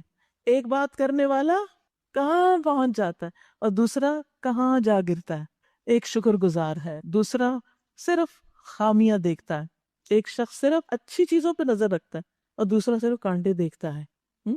تو بات یہ ہے کہ اچھے لوگ، عقل مند لوگ کہیں پر بھی ہوں، صرف قرآن کی مجلس میں نہیں، کہیں پر بھی ہوں، وہاں سے اچھی چیزیں اٹھا کے لاتے، اچھی چیزیں چن کے لاتے، اس مجلس کی اچھی باتیں یاد رکھتے ہیں اور پھر انہی کو آگے شیئر کرتے ہیں اور بری باتوں سے اجتناب کرتے ہیں. پھر اس کا یہ معنی بھی کیا گیا کہ وہ قرآن سنتے ہیں اور اس کے علاوہ اور باتیں بھی سنتے ہیں، لیکن وہ پیروی قرآن ہی کی کرتے ہیں. سبحان اللہ. یعنی علم تو بہت سارے ہیں، حکمت کی باتیں بھی بہت لوگ کرتے ہیں، اقوال زرین اور وزڈم کی باتیں، اور وزڈم گروز بھی بہت سے ہیں. سب ٹھیک ہے اپنی جگہ، لیکن جو بات اللہ کی ہے وہ اللہ ہی کی ہے، اور وہ اس کو سب پر ترجیح دیتے ہیں، یہ سب پر ٹاپ پر ہے، یہ ان کے فوکس میں ہے. ایسے بندوں کے لیے خوشخبری ہے. فبشر عباد الذین یستمعون القول فیتبعون احسنہ. میرے بندوں کو خوشخبری دے دیجئے جو کان لگا کے بات سنتے ہیں، پھر اس میں سے سب سے اچھی کی پیروی کرتے ہیں، اس کو فالو کرتے ہیں، اس پر عمل بھی کرتے ہیں اور وہ دوسروں سے شیئر بھی کرتے ہیں. موسیٰ علیہ السلام کو یہی ہدایت دی گئی تھی، کیونکہ وہ اخلاق کی بلندیوں پر ہوتے ہیں نا پیغمبر، اور وہ عزیمت کی راہ اختیار کرتے ہیں، رخصت کی نہیں. اب دیکھیں کہ بہت سے فقہی احکامات ایسے ہیں کہ جن کو جان کر آپ کو رخصت کے پہلو دین میں ملتے ہیں کہ اس کی اجازت ہے، یہ کر سکتے ہیں، مجبوری میں یہ کیا جا سکتا ہے. لیکن جو صاحب ایمان اور عقل مند لوگ ہوتا ہے وہ رخصتوں کی بجائے کس میں نظر رکھتا ہے کہ زیادہ بہتر کیا ہے، عزیمت کس میں، زیادہ اجر کس میں ہے، کون سی راہ زیادہ بہتر ہے، اور وہ اختیار کرتا ہے، اور یہ اس کے عقل مند ہونے کی علامت ہوتی ہے. پھر فرمایا میں اپنی نشانیوں سے ان لوگوں کی نگاہیں پھیر دوں گا جو بغیر کسی حق کے زمین میں بڑے بنتے ہیں. وہ خواہ کوئی نشانی دیکھ لیں کبھی اس پر ایمان نہ لائیں گے. اگر سیدھا راستہ ان کے سامنے آئے تو اسے اختیار نہ کریں گے، اور اگر ٹیڑھا راستہ نظر آئے تو اس پر چل پڑیں گے، اس لیے کہ انہوں نے ہماری نشانیوں کو جھٹلایا اور ان سے بے پرواہی کرتے رہے. ہماری نشانیوں کو جس کسی نے جھٹلایا اور آخرت کی پیشی کا انکار کیا، اس کے سارے اعمال ضائع ہو گئے. اللہ اکبر. هل یجزون الا ما كانوا يعملون. کیا لوگ اس کے سوا کچھ اور جزا پا سکتے ہیں کہ جیسا کریں ویسا بھریں. یہاں بھی ایک بڑی اہم بات کی گئی ہے، اور وہ یہ اللہ تعالیٰ فرماتے ہیں کہ میں اپنی آیات سے ان لوگوں کو پھیر دوں گا جو زمین میں ناحق تکبر کرتے ہیں. تو اس سے یہ پتہ چلتا ہے کہ تکبر اور بے صبرا پن علم سے محروم کر دیتا ہے انسان کو، اللہ کی آیات سے دور کر دیتا ہے. ہم نے جب اپنے ماسٹرز میں پہلے دن کی کلاس اٹینڈ کی تو ہمارے استاد نے ایک بہت اچھی بات کہی، اور مجھے آج تک یاد ہے کہ العلم یضیع بین الحیاء والکبر، کہ علم جو ہے وہ شرم کرنے اور تکبر کرنے سے ضائع ہو جاتا ہے. اس دن میں نے اصول بنایا تھا کہ جو بات مجھے سمجھ نہیں آئے گی میں بغیر جھجک کے پوچھ لوں گی استاد سے، کیونکہ بعض اوقات سوال ہوتا ہے، یہ کوئی اچھی بات ہم شیئر کر سکتے ہیں لیکن ہم کہتے ہیں ہائی لوگ کیا کہیں گے، پتہ نہیں ٹھیک ہے کہ غلط ہے. ٹھیک ہے کہ غلط ہے، اگر غلط ہوگی تو بتا دیا جائے گا غلط ہے، کیونکہ یہ بھی ایک تکبر کی ایک قسم ہے نا کہ ہم چھوٹا نہیں بننا چاہتے کہ کوئی ہمیں کچھ کہہ دے گا، یا پھر ساتھ جھجک بھی شامل ہو جاتی. ایک اور کسی بزرگ نے کہا کہ جو علم سیکھنے کی ذلت پر ایک گھڑی صبر نہ کر سکے وہ جہالت کی ذلت میں ہمیشہ ہمیشہ باقی رہے گا. بعض اوقات ایسا ہوتا ہے نا کہ آپ سیکھنے جاتے ہیں، آپ کو ڈانٹ پڑ جاتی، بعض اوقات کوئی اور آپ کو کچھ کہہ دیتا ہے کوئی بات، تو پھر آپ کہتے ہیں بس چھوڑو آج کے بعد میں نہیں جا رہی. تو آپ نہیں جا رہے علم کی مجلس میں تو کیا ہوگا؟ لا علم رہ جائیں گے. وہ خیر جو دوسرے تکلیف اٹھا کے حاصل کر رہے ہیں آپ اس سے محروم ہو جائیں گے. نقصان کس کا ہے؟ اپنا ہی. تو یاد رکھیے ہمارے اندر جو کمزوریاں نا نفس کی اور ہمارے دلوں کی نجاستیں، یہ بعض اوقات قرآن کے حقائق کو سمجھنے نہیں دیتی. جس طرح قرآن پڑھتے ہوئے ہم پاکیزگی کا اہتمام کرتے ہیں نا، ظاہری پاکیزگی کا، اسی طرح دل بھی جن کے پاکیزہ ہوتے ہیں اور اس میں سے وہ اس کو خالی کر لیتے ہیں. جیسے پہلے میں نے بات کی کہ قرآن کو سمجھنے کے لیے اپنے جو پری کنسیوڈ آئیڈیاز ہیں ان کو نکالنے کی ضرورت ہے، کھلے دل سے کھلی آنکھوں سے اس کو پڑھنے اور سمجھنے کی ضرورت ہے جب یہ سمجھ میں آتا ہے. ورنہ اللہ سبحانہ وتعالیٰ ایسے دلوں کو جو گندگی سے بھرے ہوئے ہیں قرآن میں غور و فکر سے روک لیتا ہے. قرآن ان کے دلوں تک نہیں اترتا، جب دلوں تک نہیں جاتا تو پھر عمل بھی نہیں بدلتا. اب کیا ہوا؟ موسیٰ علیہ السلام کے پیچھے اس کی قوم کے لوگوں نے اپنے زیوروں سے ایک بچڑے کا پتلا بنا لیا جس میں سے بیل کی سی آواز نکلتی تھی. کیا انہیں نظر نہ آتا تھا کہ وہ نہ ان سے بولتا ہے نہ کسی معاملے میں ان کی رہنمائی کرتا ہے؟ مگر پھر بھی انہوں نے اسے معبود بنا لیا اور وہ سخت ظالم تھے۔ پھر جب ان کی فریب خوردگی کا طلسم ٹوٹ گیا اور انہوں نے دیکھ لیا کہ در حقیقت وہ گمراہ ہو گئے ہیں، تو کہنے لگے، کیا کہنے لگے؟ لئن لم یرحمنا ربنا ویغفر لنا لنکونن من الخاسرین، اگر ہمارے رب نے ہم پہ رحم نہ کیا اور ہم سے درگزر نہ کیا تو ہم برباد ہو جائیں گے۔ ادھر سے موسیٰ علیہ السلام غصے اور رنج میں بھرے ہوئے اپنی قوم کی طرف پلٹے۔ آتے ہی انہوں نے کہا، بہت بری جانشینی کی تم لوگوں نے میرے بعد، کیا تم سے اتنا صبر نہ ہوا کہ اپنے رب کے حکم کا انتظار کر لیتے؟ اعجلتم امر ربکم، کس بات کی جلدی تھی؟ مجھے آنے دیتے، میں تمہارے لیے ہدایت لے کر آتا، تم اس پر چلتے، تم نے میرے پیچھے سے ایک اور چیز کو اپنا معبود بنا لیا۔ اور یہ سب کس وجہ سے ہوا؟ جلد بازی کی وجہ سے۔ اعجلتم امر ربکم، تم اپنے رب کے حکم سے آگے بڑھنا چاہتے تھے۔ یاد رکھیے، جلد بازی قابل مذمت فعل ہے۔ دو چیزیں ہوتی ہیں، ایک ہوتی ہے عجلہ اور ایک ہوتی ہے سرعہ۔ سرعہ کہتے ہیں تیزی سے کوئی کام کرنے کو، یعنی اول وقت میں کام کرنا، اور عجلہ ہوتا ہے وقت سے پہلے ہی کر دینا، یعنی کسی چیز کا وقت آنے سے پہلے اس کی طرف چلے جانا، یہ عجلت کہلاتا ہے، یہ قابل مذمت ہے۔ اور سرعت ایک کام کو اول وقت میں کرنا، اور یہ قابل تعریف ہوتا ہے۔ یاد رکھیے، جلد بازی شیطان کی طرف سے ہے۔ نبی صلی اللہ علیہ وسلم نے فرمایا، التأنی من اللہ والعجلۃ من الشیطان، تحمل مزاجی اللہ کی طرف سے ہے کہ انسان ٹھنڈے دل سے کام ہو کے آرام سے سکون سے کام کرے، اور جلد بازی شیطان کی طرف سے۔ آپ دیکھیے کہ جب مثلاً کلاس ختم ہوتی، ہم اتنی دیر بیٹھے رہتے ہیں، اور جب ہمیں گھر جانا ہوتا تو ہم کس قدر جلدی مچا دیتے، دوسروں کو دھکے دینے لگتے، پش کرتے۔ آپ دیکھیے، سب نے ہی جانا ہے نا، سب نے نکلنا ہے، یہاں تو نہیں بیٹھے رہنا۔ لیکن اگر انسان ذرا سے انتظار کرے کہ پہلے یہ نکل جائے پھر میں نکلتا ہوں، گھڑی دیکھتے رہے ہوتے تھے کتنی دیر لگی، کچھ زیادہ دیر نہیں لگے گی، اتنی دیر میں آپ کچھ پڑھ لیں، کچھ ذکر کر لیں، مسکراتے رہے، کسی کو سلام کر دیں، مگر کسی کو تکلیف نہ دے، ہمارے ہاتھ اور زبان سے کسی اور کو پریشانی نہ ہو۔ لیکن ہماری جلد بازی بعض اوقات ہمیں مصیبت میں ڈالتی۔ ٹریفک جو بلاک ہوتی ہے نا، اور بعض اوقات وہ راستے روک کے کھڑے ہو جاتے ہیں، یہ جلد بازی کی وجہ سے ہوتے ہیں۔ ایکسیڈنٹس کس وجہ سے ہوتے ہیں؟ جلد بازی کی وجہ سے ہوتے ہیں۔ اور دوسری طرف سستی نہیں، اول وقت میں کام کرنا، جب وقت ہو جائے اور اس وقت اس کام کو اول وقت میں کر لینا باعث اجر ہے۔ رسول اللہ صلی اللہ علیہ وسلم سے پوچھا گیا، اعمال میں کون سا عمل سب سے افضل ہے؟ آپ نے فرمایا، نماز کو اس کے اول وقت پہ ادا کرنا۔ رسول اللہ صلی اللہ علیہ وسلم نے فرمایا، جس نے جمعہ کے دن غسل جنابت کیا، غسل تو سبھی کرتے ہیں لیکن خاص طور پر غسل جنابت کا ذکر اس لیے ہے کہ ظاہر ہے کہ غسل جنابت ایک خاص عمل کے بعد کیا جاتا ہے، یعنی انسان اپنی دنیا میں تھا، اپنی لذتوں میں تھا، اور پھر اس نے اللہ سبحانہ و تعالیٰ کے لیے عمل کرنے میں جلدی کی۔ کس طرح کہ غسل کیا، پھر نماز کے لیے گیا، اور سب سے پہلے پہنچا وہاں نا، تو اس نے گویا ایک اونٹ کی قربانی کی۔ جو شخص دوسری گھڑی میں گیا اس نے گویا گائے کی قربانی کی۔ جو تیسری گھڑی میں گیا اس نے سینگ والے ایک دمبے کی قربانی کی۔ جو چوتھی گھڑی میں گیا اس نے گویا ایک مرغی قربان کی۔ جو پانچویں گھڑی میں گیا تو گویا اس نے ایک انڈا اللہ کی راہ میں دیا۔ پھر جب امام خطبے کے لیے نکل آتا ہے تو فرشتے ذکر سننے میں مشغول ہو جاتے ہیں، رجسٹر بند ہو جاتے ہیں اور نام نہیں لکھے جاتے۔ تو یہ وقت پہ جانا، یعنی ٹائم ہو گیا، اذان ہو گیا، اب آپ بیٹھے ہیں سستی کر رہے ہیں، اچھا ابھی تو بڑا لمبا خطبہ ہوگا، میں ذرا آدھا ٹائم گھر پہ ہی گزار لوں۔ نہیں، جب کسی کام کا وقت ہو جائے تو اس میں ٹال مٹول نہ کریں، یہ سستی اچھی نہیں ہوتی، یہ ناپسندیدہ۔ لیکن ابھی وقت ہوا ہی نہیں اور آپ اس سے پہلے ہی کرنے لگ گئے تو اس کا نقصان ہوتا ہے۔ مثلاً چھوٹی سی مثال، بڑی عید کے دن قربانی کب کرنی چاہیے؟ جب نماز پڑھ لی جائے۔ تو بعض خواتین ماشاءاللہ بہت ایفیشینٹ ہوتی ہیں، عمر جو ہی نکلے نماز کو پیچھے سے قربانی کروا دی، یہ میک شور کیا ہی نہیں کہ نماز ہوئی ہے کہ نہیں ہوئی، یہ ہے عجلت۔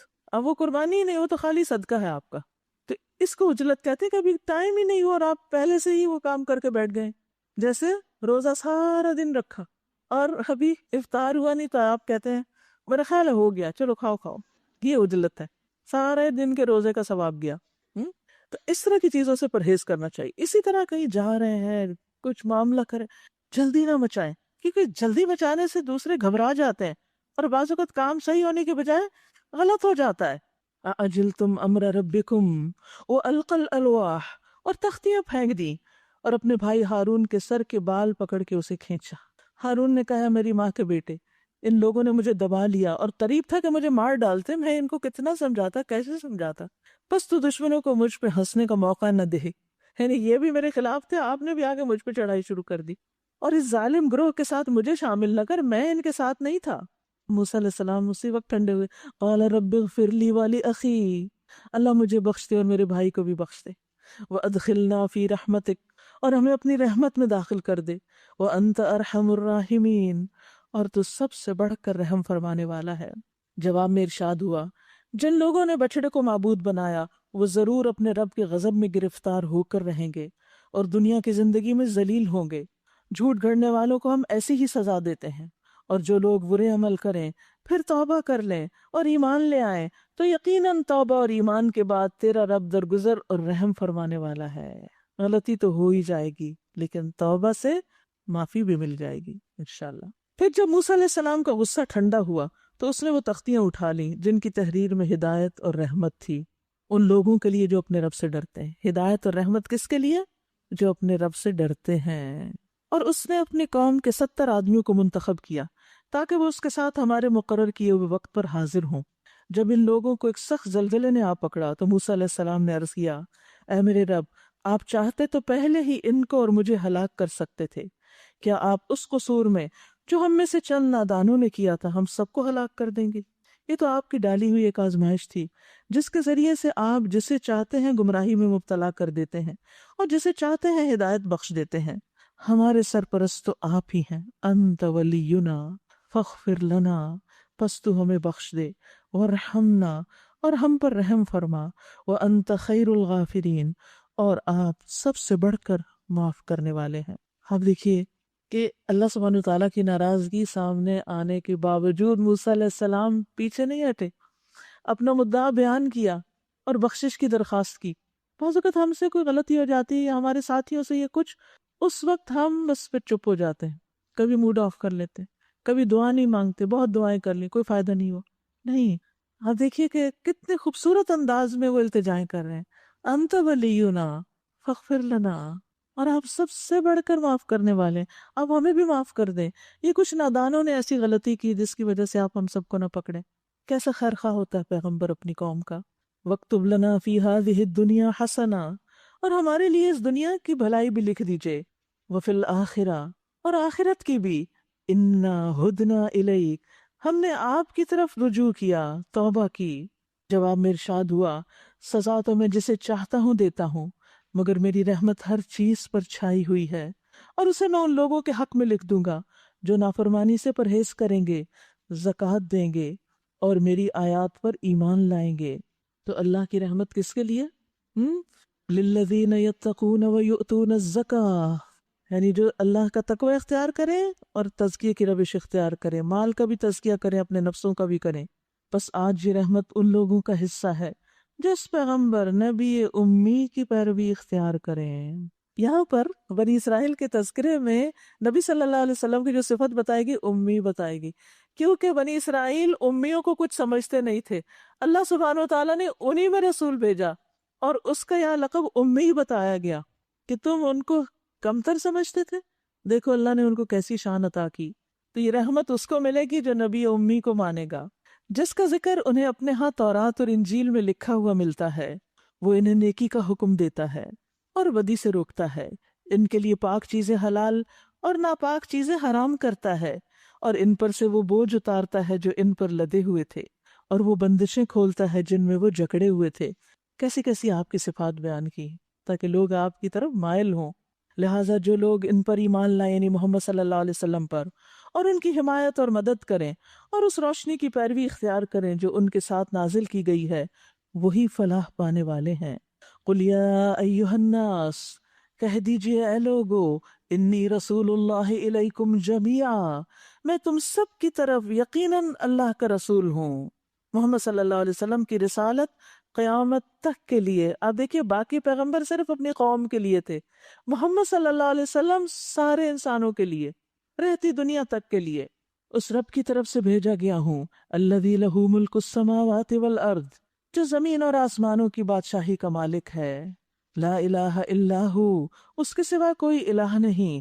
یحیی و یمیت، وہی زندگی بخشتا ہے اور وہی موت دیتا ہے۔ بس ایمان لاؤ اللہ پر اور اس کے بھیجے ہوئے نبی امی پر جو اللہ اور اس کے ارشادات کو مانتا ہے اور پیروی اختیار کرو اس کی، لعلکم تہتدون، تاکہ تم ہدایت پا جاؤ۔ موسیٰ علیہ السلام کی قوم میں ایک ایسا گروہ بھی تھا جو حق کے مطابق ہدایت کرتا اور حق ہی کے مطابق انصاف کرتا تھا۔ اللہ سبحانہ وتعالیٰ ان کی تعریف بیان کر رہے ہیں۔ اور ہم نے اس قوم کو 12 گھرانوں میں تقسیم کر کے انہیں مستقل گروہوں کی شکل دی تھی۔ اور جب موسیٰ علیہ السلام سے اس کی قوم نے پانی مانگا تو ہم نے اس کو اشارہ کیا کہ فلاں چٹان پر اپنی لاٹھی مارو، چنانچہ اس چٹان سے یکایک 12 چشمے پھوٹ نکلے، اور ہر گروہ نے اپنے پانی لینے کی جگہ متعین کر لی۔ کس طرح منظم کر دیا تھا موسیٰ علیہ السلام نے اپنی قوم کو۔ ایک اچھے لیڈر کی یہی خوبی ہوتی کہ وہ اپنی قوم کو، اپنے فالوورز کو، اپنی ٹیم کو منظم کرتا ہے۔ ہم نے ان پر بادل کا سایہ کیا اور ان پر من و سلوہ اتارا، کھاؤ وہ پاک چیزیں جو ہم نے تمہیں بخشیں، مگر اس کے بعد انہوں نے جو کچھ کیا وہ تو ہم پر ظلم نہیں تھا بلکہ اپنے آپ ہی پر ظلم کرتے رہے۔ یعنی اللہ کی بات کو جو بدل دیں وہ اپنے اوپر ہی ظلم کرتے ہیں۔ اور آپ دیکھیں کہ بات بدل کے خود پہ ہی ظلم کیا، یعنی جب انہوں نے اللہ کے قول کو تبدیل کیا جو کہ آسان تھا کرنے میں تو اس کو چھوڑ دیا، لہذا نتیجہ کیا ہوا کہ انہیں پھر بعد میں مشقت کا سامنا کرنا پڑا۔ یاد کرو وہ وقت جب ان سے کہا گیا تھا کہ اس بستی میں جا کر بس جاؤ اور اس کی پیداوار سے اپنے حسب منشا روزی حاصل کرو، اور حتتن کہتے جاؤ، اور شہر کے دروازے میں سجدہ ریز ہوتے ہوئے داخل ہو، ہم تمہاری خطائیں معاف کر دیں گے اور نیک رویہ رکھنے والوں کو مزید فضل سے نوازیں گے۔ مگر جو لوگ ان میں سے ظالم تھے انہوں نے اس بات کو جو ان سے کہی گئی تھی بدل ڈالا، اور نتیجہ یہ ہوا کہ ہم نے ان کے ظلم کی پاداش میں ان پر آسمان سے عذاب بھیج دیا۔ اور ذرا ان سے اس بستی کا حال بھی پوچھو جو سمندر کے کنارے واقع تھی۔ انہیں یاد دلاؤ وہ واقعہ کہ وہاں کے لوگ سبت یعنی ہفتے کے دن احکام الہی کی خلاف ورزی کرتے تھے، اور یہ کہ مچھلیاں سبت ہی کے دن ابھر کر سطح پر ان کے سامنے آتی تھیں اور سبت کے سوا باقی دنوں میں نہیں آتی تھیں۔ یہ اس لیے ہوتا تھا کہ ہم ان کی نافرمانیوں کی وجہ سے ان کو آزمائش میں ڈال رہے تھے۔ اور انہیں یہ بھی یاد دلاؤ کہ جب ان میں سے ایک گروہ نے دوسرے گروہ سے کہا تھا کہ تم ایسے لوگوں کو کیوں نصیحت کرتے ہو جنہیں اللہ ہلاک کرنے والا یا سخت سزا دینے والا ہے، تو انہوں نے جواب دیا کہ ہم یہ سب کچھ تمہارے رب کے حضور اپنی معذرت پیش کرنے کے لیے کرتے ہیں۔ لوگوں کو حق بات بتانے والے کو اس بات کی فکر نہیں ہونی چاہیے کہ ان کا ریاکشن کیا ہوگا، وہ مانیں گے کہ نہیں، اور اگر یہ ہو کہ یہ نہیں مانیں گے تو وہ بتانے ہی چھوڑ دے۔ ماننے یا نہ ماننے کی بات اس پہ چھوڑیں، آپ اپنا کام کریں، اپنا فرض پورا کر لیں۔ اور جب انسان اپنا فرض ادا کرتا ہے تو اللہ کے ہاں اس کی معذرت لکھی جاتی ہے کہ اس شخص نے اپنا فریضہ پورا کر دیا، اب باقی ذمہ داری لوگوں کی ہے جنہوں نے نہیں مانا، اور اس امید پر کرتے ہیں کہ شاید یہ لوگ اس کی نافرمانی سے پرہیز کرنے لگیں۔ آخر کار جب وہ ان ہدایات کو بالکل ہی فراموش کر گئے جو انہیں یاد کرائی گئی تھی، تو ہم نے ان لوگوں کو بچا لیا جو برائی سے روکتے تھے، اور باقی سب لوگوں کو جو ظالم تھے ان کی نافرمانی پر سخت عذاب میں پکڑ لیا۔ تو یاد رکھیے، امر بالمعروف اور نہی عن المنکر نجات دلانے والا ہوتا ہے، لیکن جب انسان اپنے اس کام کو چھوڑ دیتا ہے تو پھر اللہ کی پکڑ آ جاتی۔ پھر جب وہ پوری سرکشی کے ساتھ وہی کرتے چلے گئے جس سے انہیں روکا گیا تھا، کس سے روکا گیا تھا کہ ہفتے کے دن مچھلیاں نہیں پکڑنی، لیکن انہوں نے مان کے نہیں دیا، تو کیا سزا ملی ان کو؟ تو ہم نے کہا کہ بندر ہو جاؤ، ذلیل و خوار۔ اور یاد کرو جب تمہارے رب نے اعلان کر دیا کہ وہ قیامت تک برابر ایسے لوگ بنی اسرائیل پر مسلط کرتا رہے گا جو ان کو بدترین عذاب دیں گے۔ یقیناً تمہارا رب سزا دینے میں تیز دست ہے، اور یقیناً وہ درگزر اور رحم سے بھی کام لینے والا ہے۔ ہم نے ان کو زمین میں ٹکڑے ٹکڑے کر کے بہت سی قوموں میں تقسیم کر دیا، کچھ لوگ ان میں نیک تھے اور کچھ اس سے مختلف، اور ہم ان کو اچھے اور برے حالات سے آزمائش میں مبتلا کرتے رہے کہ شاید یہ پلٹ آئیں۔ پھر اگلی نسلوں کے بعد ایسے ناخلف لوگ ان کے جانشین ہوئے جو کتاب الہی کے وارث ہو کر اسی دنیا دنی کے فائدے سمیٹتے ہیں اور کہتے ہیں کہ توقع ہے کہ ہمیں معاف کر دیا جائے گا، اور اگر وہی متاع دنیا پھر سامنے آتی ہے تو پھر لپک کر اسے لے لیتے ہیں۔ یعنی اللہ کی نافرمانیاں کیے چلے جاتے ہیں اور وہ فالس امید رکھتے ہیں کہ ہم جو بھی کریں اللہ تو معاف کرنے والا، وہ کر ہی دے گا۔ کیا ان سے کتاب کا عہد نہیں لیا جا چکا کہ اللہ کے نام پر وہی بات کہیں جو حق ہو، اور یہ خود پڑھ چکے ہیں جو کتاب میں لکھا ہے۔ آخرت کی قیامگاہ تو اللہ سے ڈرنے والوں کے لیے ہی بہتر ہے، متقین کے لیے۔ افلا تعقلون، کیا تم اتنی سی بات نہیں سمجھتے؟ والذین یمسکون بالکتاب واقاموا الصلاۃ انا لا نضیع اجر المصلحین. جو لوگ کتاب کی پابندی کرتے ہیں، اسے مضبوط پکڑتے ہیں، اور جنہوں نے نماز قائم کر رکھی ہے، یقیناً ایسے نیک کردار لوگوں کا اجر ہم ضائع نہیں کریں گے. اللہ کا وعدہ ہے، خوشخبری ہے کہ جو کتاب کو مضبوط پکڑے، مرتے دم تک اس کو نہ چھوڑے، اس کے ساتھ زندگی بسر کرے اور اللہ کی عبادت کرتا رہے، یعنی نماز قائم کرے، نماز کو اہمیت دے، تو پھر کیا ہوگا؟ ان کا اجر محفوظ ہو جائے گا. انہیں وہ وقت بھی کچھ یاد ہے جب کہ ہم نے پہاڑ کو ہلا کر ان پر اس طرح چھا دیا تھا کہ گویا وہ چھتری ہے، اور یہ گمان کر رہے تھے کہ وہ ان کے اوپر آ پڑے گا.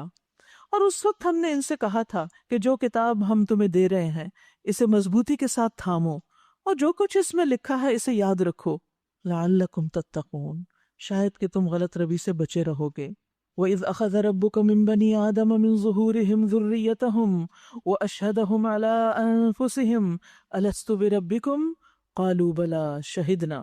اور اے نبی صلی اللہ علیہ وسلم، لوگوں کو یاد دلائیے وہ وقت جب کہ تمہارے رب نے بنی آدم کی پشتوں سے ان کی نسل کو نکالا تھا، اور انہیں خود ان کے اوپر گواہ بناتے ہوئے پوچھا تھا، کیا میں تمہارا رب نہیں ہوں؟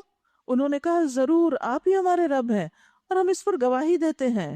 یہ ہم نے اس لیے کیا کہ کہیں قیامت کے دن تم یہ نہ کہہ دو کہ ہم تو اس بات سے ہی بے خبر تھے، یا یہ نہ کہنے لگو کہ شرک کی ابتدا ہمارے باپ دادا نے ہم سے پہلے کی تھی اور ہم بعد کو ان کی نسل سے پیدا ہوئے.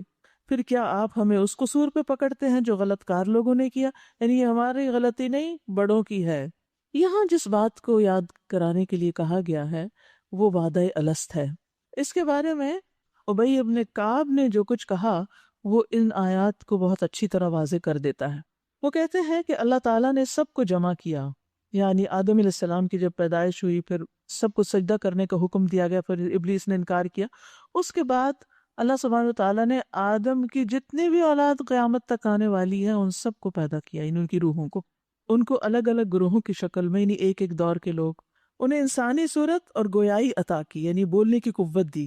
پھر ان سے وعدہ لیا اور انہیں اپنے آپ پر گواہ بناتے ہوئے پوچھا کہ کیا میں تمہارا رب نہیں ہوں؟ انہوں نے عرض کیا، ضرور آپ ہمارے رب ہیں.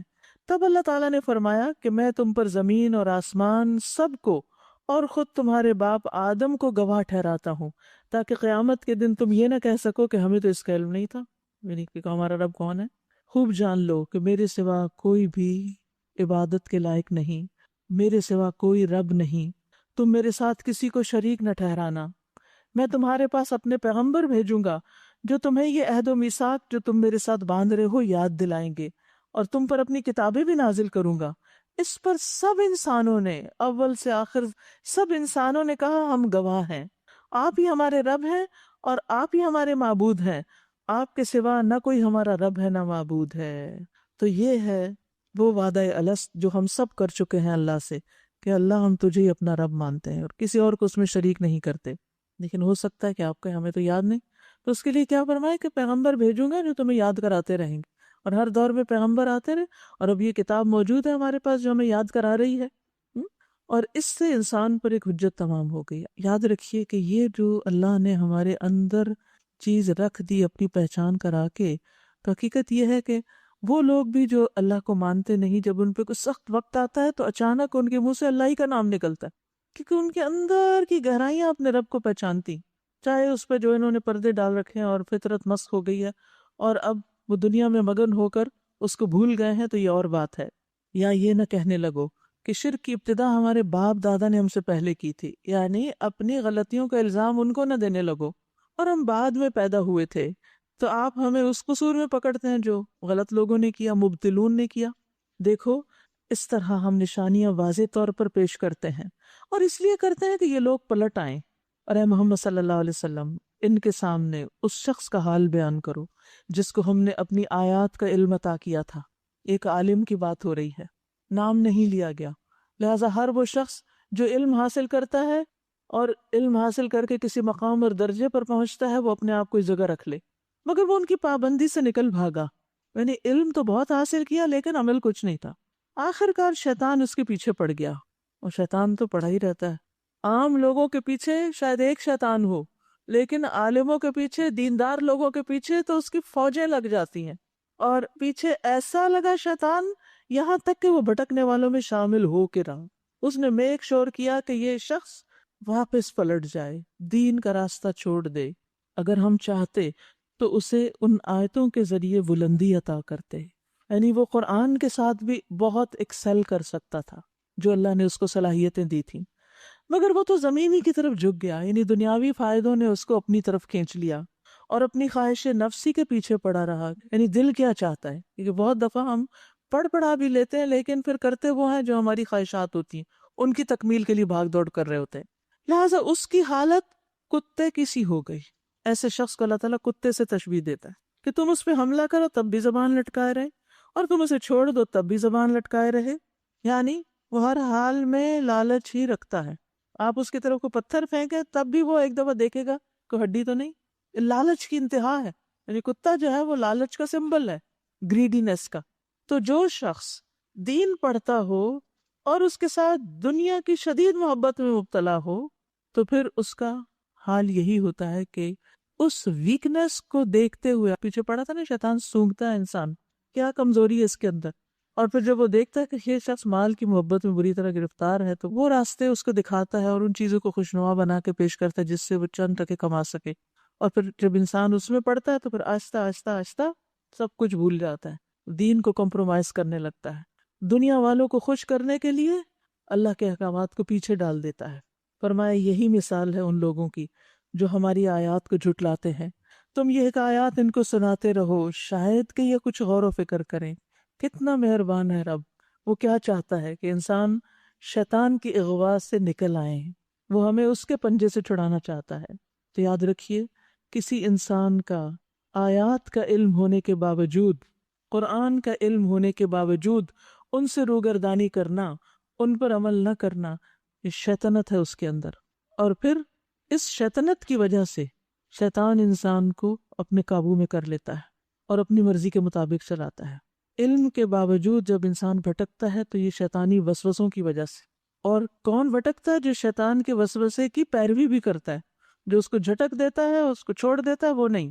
تو جب انسان شیطان کے ذرا بھی پیچھے لگتا ہے تو وہ اس کو ہانکنے لگتا ہے اور آگے لے جاتا ہے اور اپنے کنٹرول میں لے لیتا ہے اس کو. پھر وہ اسی کی زبان بولتا ہے، اسی کی آنکھ سے دیکھتا ہے، کیونکہ وہ اس کے دل کو قابو کر چکا ہے، اور پھر اسے ہمیشہ گمراہی کی کھائیوں میں گراتا ہے اور گمراہی کے راستے پہ لے جاتا ہے. اور یہاں یہ جو کہا گیا نا فَأَتْبَعَهُ، کہ وہ اس کا پیروکار بن جاتا ہے. لہٰذا انسان پھر اسی گروہ میں جا شامل ہوتا ہے جو گمراہوں کا ہوتا ہے اور خوب گمراہی میں جڑ پکڑ چکے ہوتے ہیں. پھر ایسا شخص ہدایت سے بہت دور نکل جاتا ہے. نبی صلی اللہ علیہ وسلم نے فرمایا اللہ کا ہاتھ جماعت پر ہے. اور جماعت سے مراد یہاں پر خاص کوئی سیاسی یا کوئی دینی جماعت نہیں، کہیں پر بھی جب لوگ اکٹھے ہو کر دین کا کام کرتے ہیں تو وہ خود بخود ایک جماعت بن جاتے ہیں، جس کو ہم آج کلاس کہتے ہیں. پہلے اس کو کیا کہتے تھے؟ جماعت. جماعت اول دوم سوم. جماعت کیوں کہتے ہیں اس کو؟ کیونکہ کچھ بچے سال بھر کے لیے روزانہ جمع ہوتے ہیں اور اکٹھے پڑھتے ہیں. اور آپ نے دیکھا ہوگا جو بیچ میٹس ہوتے ہیں کسی خاص جگہ پر اکٹھے پڑے ہوتے ہیں کسی خاص ادارے میں، وہ زندگی بھر اپنے آپ کو اس سے منسوب کرتے رہتے ہیں. کیا کہتے ہیں؟ ہم کون ہیں؟ جی آپ سب کو پتا ہے جس چیز کی طرف لوگ نسبت کرتے ہیں، اپنی یونیورسٹیز کی طرف، اپنے اداروں کی طرف، کیونکہ اس کے ساتھ ان کی ایک ایسوسیشن ہو جاتی ہے. اکٹھے رہ کر جب انسان کام کرتا ہے تو ایک سوچ بنتی ہے، ایک اجتماعیت آتی ہے. اور پھر جب انسان اس کے ساتھ ایفیلیٹڈ رہتا ہے ون وے اور دی ادر، تو پھر انسان خیر کے کچھ نہ کچھ کام کرتا رہتا ہے، یا جس مقصد کے لیے وہ خاص ادارہ یا وہ جماعت یا وہ کلاس یا وہ ٹیم ہوتی ہے اس مقصد کے ساتھ اس کی ایک وفاداری ہو جاتی. لیکن جب انسان اس سے نکلتا ہے، بھول جاتا ہے ان سب کو، اور خاص طور پر اگر دین کے کام کرنے والوں سے انسان الگ ہو جاتا ہے اور اپنی مجلس اور سوشل سرکل اور اپنی ساری دلچسپیاں اور لوگوں میں رکھتا ہے تو پھر شیطان پیچھے لگ جاتا ہے. نبی صلی اللہ علیہ وسلم نے فرمایا اللہ کا ہاتھ جماعت پر ہے، شیطان اس کے ساتھ ہے جو جماعت سے الگ ہو، وہ اس کو ایڑی مار کے بھگاتا ہے اور بہت دور لے جاتا ہے. یعنی اس کے تو پیچھے پڑ جاتا ہے اور پھر اس کو نکال لے جاتا ہے کہ پلٹ کے نہ ہو. وہ کوئی نہ کوئی بس بسے ڈال کے غلط فہمیاں ڈالتا ہے، یہ سارے دین کی باتیں کرنے والے ایسے لوگ ہیں، ایسے لوگ ہیں، ان کے ساتھ چل کے تمہیں کیا فائدہ ہوگا، دیکھو اور دنیا بھی، دنیا یہی تھوڑی ہے، یہی تھوڑی بیٹھے رہو گے. لیکن انسان کو رہنا تو دنیا میں ہی، جانا ہے دنیا میں، لیکن پلٹ کر اپنے مرکز کی طرف تو آتا رہے جہاں سے اس کو مزید خیر کی غذا ملتی رہے. اور وہ خیر کے کاموں میں آپس میں تعاون کرتا رہے۔ رسول اللہ صلی اللہ علیہ وسلم نے فرمایا تم جماعت کو لازم پکڑو، جیسے پیچھے کہا نا وَاعْتَصِمُوا بِحَبْلِ اللَّهِ جَمِيعًا، اکٹھے ہو کے خیر کے کام کرو۔ بھیڑیا ہمیشہ دور رہنے والی اکیلی بکری کو ہی کھا جاتا ہے، اور بھیڑیا کون ہے یہاں؟ شیطان۔ بڑی ہی بری مثال ہے ایسے لوگوں کی جنہوں نے ہماری آیات کو جھٹلایا اور وہ اپنے آپ پر خود ہی ظلم کرتے ہیں۔ وَأَنفُسَهُمْ كَانُوا يَظْلِمُونَ، یعنی وہ خود ہی اپنے لیے ظالم ہے۔ مَن يَهْدِ اللَّهُ فَهُوَ الْمُهْتَدِي، جسے اللہ ہدایت بخشے بس وہی راہ راست پاتا ہے، یعنی ہدایت اللہ کی توفیق سے ملتی ہے، اور جس کو اللہ اپنی رہنمائی سے محروم کر دے وہی ناکام و نامراد ہو کر رہتا ہے۔ اور حقیقت یہ ہے کہ بہت سے جن اور انسان ایسے ہیں جن کو ہم نے جہنم ہی کے لیے پیدا کیا ہے۔ اس کا یہ مطلب نہیں کہ اللہ تعالیٰ نے جہنم کا ایندھن بنانے کے لیے ان کو پیدا کیا یا اس کا ارادہ تھا کہ یہ جہنم میں جائیں، یہ نہیں، مطلب یہ ہے کہ وہ کیوں جہنم میں جائیں گے آگے وجہ بتا دی گئی۔ لہم قلوب لا یفقہون بہا، ان کے پاس دل ہیں مگر وہ ان سے سوچتے نہیں، کیونکہ دل تو دنیا کی محبت میں گرفتار ہے، وہ کیوں سوچیں گے دین کے بارے میں، آخرت کے بارے میں۔ ان کے پاس آنکھیں ہیں مگر وہ ان سے دیکھتے نہیں، دل کی نگاہوں سے نہیں دیکھتے، بصیرت نہیں۔ ان کے پاس کان ہیں مگر وہ ان سے سنتے نہیں، حق بات نہیں سنتے، خیر کی مجلس میں، دین کی مجلس میں جانے کو ان کا دل نہیں چاہتا، اور جائیں بھی تو لگے بندھے، کچھ حاصل نہیں کرتے۔ ایسے لوگ جانوروں کی طرح ہیں جو اللہ کی بات نہ سن سکیں، اللہ کی نشانیاں نہ دیکھ سکیں، جو اللہ کے بارے میں نہ سوچیں، اس سے محبت نہ کریں، تو ایسے لوگ پھر کیا ہے؟ جانوروں کی طرح، بلکہ ان سے بھی زیادہ گئے گزرے، کیونکہ جانور بھی اپنا فائدہ اور نقصان پہچانتا ہے، اپنے مالک کو پہچانتا اور اس کی اطاعت کرتا ہے، لیکن غافل لوگ اپنے مالک کو بھولے رہتے ہیں۔ وہ جانوروں کی طرح اپنی زندگی کا مقصد صرف کھانا پینا رکھتے ہیں، کھانا پینا، سیر تفریح۔ اب دیکھیے کہ ایک عام شخص جو گھر میں ہوتا ہے یا جس کے پاس اور کوئی کام نہیں، اس کا دن کیسے گزرتا ہے، اور خاص طور پر جب اللہ نے ساری سہولتیں دے رکھی ہوں، ہر کام کے لیے ایک الگ نوکر ہے، تو پھر آپ کیا ہوں گے؟ فارغ ہوں گے نا۔ جب فارغ ہوں گے تو پھر کیا کریں گے؟ بور ہوں گے۔ جب بور ہوں گے تو پھر آپ کدھر نکل جائیں گے؟ کبھی کسی فرینڈ کے پاس، کبھی کسی کے پاس دن گزارنے جا رہے ہیں، کبھی کہیں لنچ ہو رہا ہے، کہیں پارٹی ہو رہی ہے، کہیں دعوت ہو رہی ہے، کبھی بازار گھومنے نکل جائیں، کیونکہ آپ نے دل تو لگانا ہے نا کسی چیز میں۔ تو جب انسان کے پاس کوئی اعلیٰ مقصد نہیں ہوتا تو پھر وہ اپنی فراغت کے اوقات کو ایسے ہی بے سوچے سمجھے گزارتا ہے، پھر وہ صرف ان چیزوں میں دلچسپیاں رکھتا ہے جو جانوروں کی دلچسپیاں ہوتی۔ جانوروں کی دلچسپیاں سب سے زیادہ کس سے ہوتی ہیں؟ ہر وقت کھانے کو دیکھتے سونگتے رہتے ہیں۔ کسی بھی جانور کو دیکھیں، اگر آپ اس سے ذرا بھی پیار کریں گے، بات کریں گے، تو اس کا دھیان کس پہ ہوگا؟ اگر آپ کے ہاتھ میں کھانا ہے یا کچھ، تو وہ آپ کو نہیں دیکھے گا، وہ کھانے کو دیکھے گا، اس کی توجہ بس کھانے پینے پہ ہے۔ اب کیا ہے، اگر فراغت ہے تو بس ایک کے بعد ایک کھانا ٹیسٹ کرو، اس ریسٹورینٹ میں جاؤ، اس میں جاؤ۔ میں نہیں کہتی کہ یہ جانا نہیں چاہیے، یہ حرام ہے سارے کام، ہاں آپ اپنے فرائض ادا کر رہے ہیں اور آپ لوگوں کی خدمت بھی کر رہے ہیں، آپ اپنے دین کا کام بھی کر رہے ہیں، تو اس کے ساتھ اللہ نے دنیا کی نعمتیں حرام نہیں کی، آپ ان چیزوں کو انجوائے کر سکتے ہیں، مگر ایک لمٹ کے اندر۔ یہ نہیں کہ سب کو چھوڑ کے صرف عیش و عشرت کی زندگی انسان بسر کرتا رہے، اور پھر جب کوئی مقصد نہیں ہوتا، زندگی میں فراغت ہوتی، پھر اس سے باتیں کر رہے ہیں، اس سے کر رہے ہیں، ادھر جا رہے ہیں، ادھر جا رہے ہیں، اور پھر بھی کیا کہتے ہیں؟ بور ہو گئے ہیں۔ تھوڑی دیر کے لیے کہیں جا کے مزہ آتا ہے، اس کے بعد پھر مزہ ختم، پھر گھر آ کے وہی اداسی، وہی ڈپریشن۔ آخر کتنے دن ہم ایسی زندگی بسر کریں گے؟ کیوں نہیں ہم اپنی اس مصیبت سے باہر نکلتے؟ اور پھر آپ دیکھیے جانوروں میں دوسری چیز کیا ہوتی ہے؟ کھانے کے بعد سیکس، دوسری دلچسپیاں، ایسی دوستیاں، ناجائز تعلقات، یہ خرابیاں۔ لیکن جانور یہ کھانے پینے اور سیکس کے ساتھ ساتھ اپنے مالک کو پہچانتے ہیں، وہ بلاتا ہے، وہ اس کو کچھ کہتا ہے تو وہ جس کام کے لیے اس کو رکھا ہوتا ہے، جیسے گھوڑا ہے، گدھا ہے، گائے بھینس ہے، جب ان کا دودھ دوتے ہیں یا گھوڑے پہ سواری کرتے ہیں، یا کتا ہے رکھوالی کرتا ہے، ساتھ ساتھ اپنے مالک کا حق دیتا ہے وہ۔ لیکن ایسا انسان جو مالک کا کوئی حق نہیں پہچانتا، صرف جانوروں کی طرح زندگی بسر کر رہا ہے، اللہ سبحانہ وتعالیٰ اس کے لیے سخت ناراض ہے۔ ہم سب کو اپنے اوپر غور کرنا چاہیے کہ کہیں ایسا تو نہیں کہ میری زندگی میں کوئی اعلیٰ مقصد ہی نہیں۔ جو کچھ بھی آتا ہے اپنے ہاتھوں سے کسی کی خدمت کریں، کسی کی مدد کریں، کسی کے کام آئیں، کسی کا کچھ بنائیں، یعنی دوسروں کے لیے جئیں، اپنے دین کا کام کریں، لوگوں کی جہالت دور کریں، لوگوں کو آخرت کی فکر دلائیں۔ یہ وہ لوگ ہیں جو غفلت میں کھوئے ہوئے ہیں، غفلت میں کھوئے ہوئے ہیں، سب کچھ بھولے ہوئے ہیں۔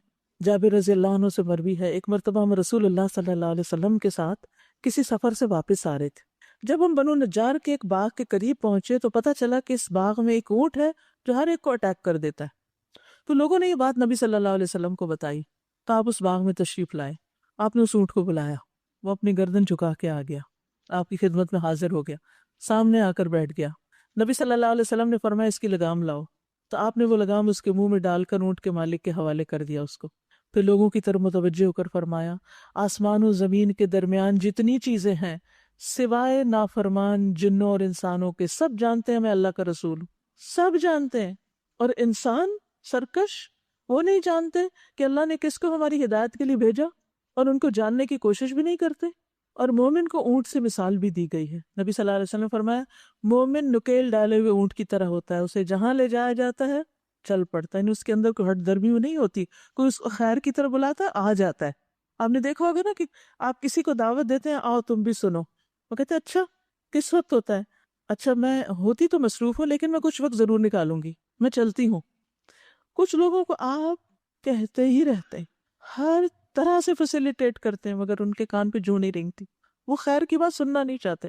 اور آپ کو پتہ ہے قیامت کے دن انسان اس پر ریگریٹ کرے گا لو کننا نسمع او ناقل ما کننا فی اصحاب السعیر، کاش ہم سن لیتے، کاش ہم کچھ تو سمجھتے، کیونکہ یہ بھی تو زندگی میں ایک کام ہے نا، اللہ کی کتاب اور اللہ کے دین اور اللہ کے پیغام کو سمجھنا۔ ما کننا فی اصحاب السعیر، یہ سمجھتے تو آج ہم یہاں نہ پڑے ہوتے۔ اب پھر آپ دیکھیے کہ ان باتوں کے بعد فرمایا وَلِلَّهِ الْأَسْمَاءُ الْحُسْنَى، اور اللہ کے ہیں اچھے اچھے نام، اچھے اچھے نام، فَادْعُوهُ بِهَا، ان ناموں کے ساتھ اس کو پکارو، ان کے ساتھ اس سے دعا کرو، اس سے دعائیں زیادہ قبول ہوتی ہیں۔ اسی لیے ہم کہتے ہیں یا حی یا قیوم برحمتک استغیث، یا ذا الجلال والاکرام، یا رحمان یا رحیم یا کریم، یعنی اللہ کے ناموں کے ساتھ اس کو پکارتے رہنا چاہیے، کیونکہ اللہ تعالیٰ نے خود اس کا حکم دیا ہے۔ اور یہ اچھے اچھے نام کون سے اللہ کے نام ہیں؟ جو اللہ سبحانہ وتعالیٰ نے ہمیں خود قرآن میں بتا دیے ہیں۔ اللہ کی بہت سی صفات اور نام موجود ہیں، یا پھر رسول اللہ صلی اللہ علیہ وسلم نے آپ کے نام وہ بتائے ہیں۔ اس لیے ہمیں صرف ان ناموں کو ہی پڑھنا چاہیے جو ہمیں قرآن اور سنت سے ملتے ہیں۔ کچھ لوگوں نے کیا کیا کہ اللہ تعالیٰ کے جو افعال تھے، مثلا یحیی و یمیت، اس کو نام بنا دیا، اور وہ جو 99 نیمز بنے ہوئے نا کارڈ یا قرآن کے آگے پیچھے لکھے تھے، اس میں سے کچھ نام ایسے ہیں جو قرآن اور سنت میں نہیں ملتے، لوگوں نے خود سے وہ قیاس کر کے بنا لیے۔ اس لیے ہم نے بہت ریسرچ اور کوشش کے بعد یہ کارڈز چھاپے ہیں جن میں پورے اوتھینٹک نیم ہیں جو اللہ سبحانہ وتعالیٰ کے۔ ان ناموں کو یاد کر لیجئے، اور جب آپ پڑھیں تو اس کے ساتھ اللہ سے دعا بھی کیا کریں، اور ان کا مطلب بھی سمجھیں۔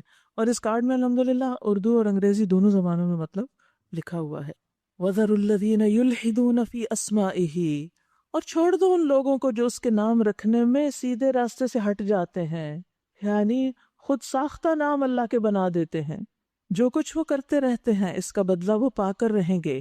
ہماری مخلوق میں سے ایک ایسا گروہ بھی ہے جو ٹھیک ٹھیک حق کے مطابق ہدایت اور حق ہی کے مطابق انصاف کرتا ہے۔ رہے وہ لوگ جنہوں نے ہماری آیات کو جھٹلا دیا تو ہم انہیں بتدریج ایسے طریقے سے تباہی کی طرف لے جائیں گے کہ انہیں خبر تک نہ ہوگی۔ میں ان کو ڈھیل دے رہا ہوں، میری چال کا کوئی توڑ نہیں۔ اللہ اکبر۔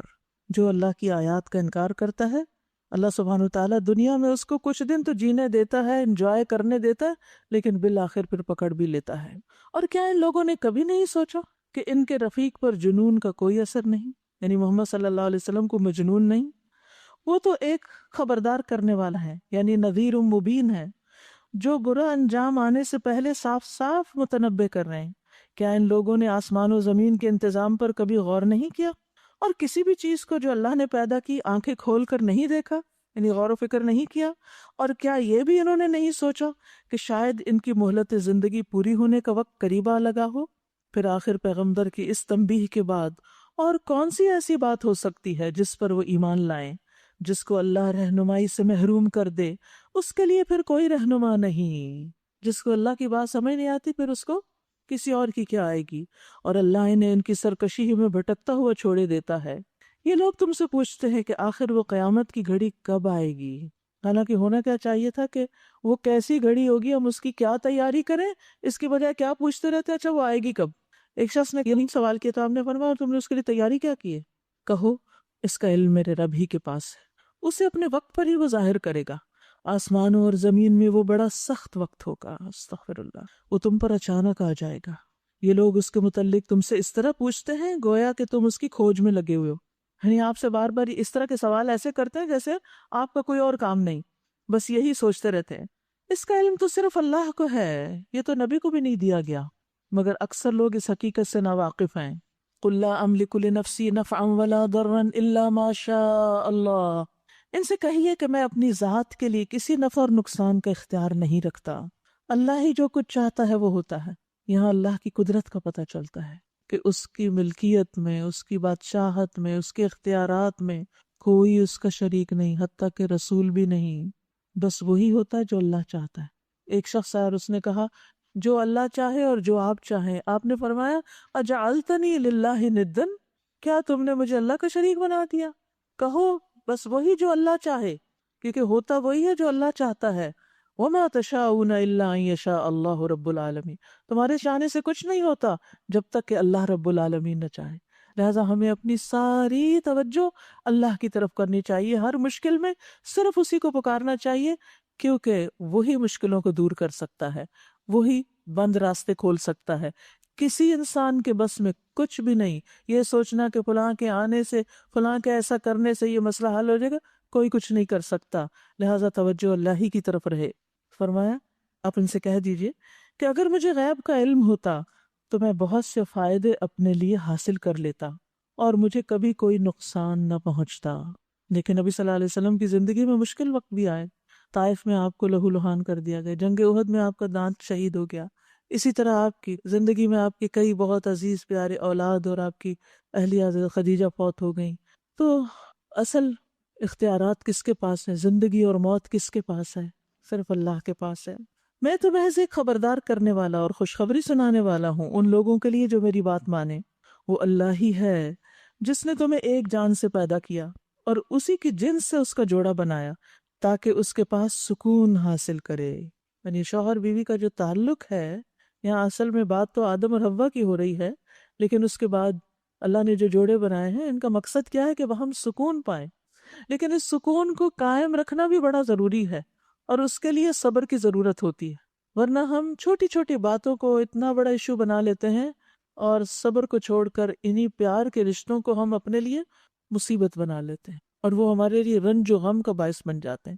تو ایسے موقع پر بھی جب ہسبینڈ وائف کے بیچ میں ناچاکی ہو، آپس میں نہ بنتی ہو اور ایک دوسرے کے لیے بس ایک دشمنی کا کردار ادا کر رہے ہیں اور یہ سکون کا باعث نہیں، تو اللہ سے دعا کرنی چاہیے. وَاسْتَعِينُوا بِاللَّهِ وَاصْبِرُوا. صبر سے کام لینا چاہیے. یاد رکھیے جو شخص صبر سے کام لیتا ہے اور اللہ کو پکارتا رہتا ہے اپنی ایسی مشکلات میں، اللہ سبحانہ وتعالیٰ اس کو بطور انعام اسی زندگی میں، اسی تعلق، اسی رشتے میں خوشیاں بھی عطا کرتے ہیں. کبھی بھی ہسبینڈ کے ساتھ کوئی ناچاکی ہو جائے، کوئی لڑائی ہو جائے، کوئی اونچ نیچ ہو جائے تو اس کو یہ نہ سمجھے کہ بس اب تو ہمارا گزارے نہیں اور ہم یہاں رہ نہیں سکتے. کتنی دفعہ ایسا ہوتا ہے کہ ایک بات ایکسٹریم حد تک پہنچ جاتی ہے، لیکن اس کے باوجود جب حالات اچھے ہوتے ہیں تو پھر وہی محبتیں لوٹ آتی ہیں، پھر بہار آ جاتی ہے زندگی میں. اس لیے مشکل وقت صبر سے گزاریں اور اس میں حد سے نہ بڑھیں. اور مردوں کو بھی خاص طور پر بہت سمجھداری سے کام لینا چاہیے اور چھوٹے چھوٹے جھگڑوں میں یا بڑے جھگڑوں میں طلاق کے لفظ سے پرہیز کرنا چاہیے. کیونکہ اللہ نے یہ رشتے جو بنائے اور جب ان کی قدر نہیں کی جاتی نا تو زندگیاں بے سکون ہو جاتی ہیں. ان کی قدر کرنی چاہیے. عورت کو اپنے ہسبینڈ کا شکر گزار رہنا چاہیے. جس رشتے پہ ہم شکر گزار ہوتے ہیں اللہ اس میں ہمارے لیے خوشیاں رکھ دیتا ہے. اور جس رشتے پہ ہم ہر وقت کڑتے رہتے ہیں، ناراض ہی ہوتے رہتے ہیں، اس میں یہ خامی کیوں ہے، یہ ایسا کیوں نہیں کرتا، یہ ویسا کیوں نہیں کرتا، تو وہ اس شخص کی خیر کبھی نہیں پا سکتا. شکر گزار رہیے، اللہ نعمتوں میں اضافہ کرے گا. ڈھونڈ کے نکال لیجیے، اگر نہیں نظر آ رہا نا، ڈھونڈ کے کوئی اچھی بات نکال لیجیے ہسبینڈ کی اور اس پر شکر کرنا شروع کر دیں، اسی سے خوشی ملے گی. پھر جب مرد نے عورت کو ڈھانک لیا تو اسے خفیف سا حمل رہ گیا جسے لیے وہ چلتی پھرتی رہی. پھر جب وہ بوجھل ہو گئی تو دونوں نے مل کر اللہ اپنے رب سے دعا کی کہ اگر تو نے ہمیں اچھا سا بچہ دیا تو ہم تیرے شکر گزار ہوں گے. مگر جب اللہ نے ان کو ایک صحیح سلامت بچہ دیا تو وہ اس کی اس عنایت میں دوسروں کو اس کا شریک ٹھہرانے لگے، بزرگان کو اور پیروں کو اور معلوم نہیں کس کس کو. پھر نام بھی ویسے ہی رکھنے شروع کر دیتے ہیں.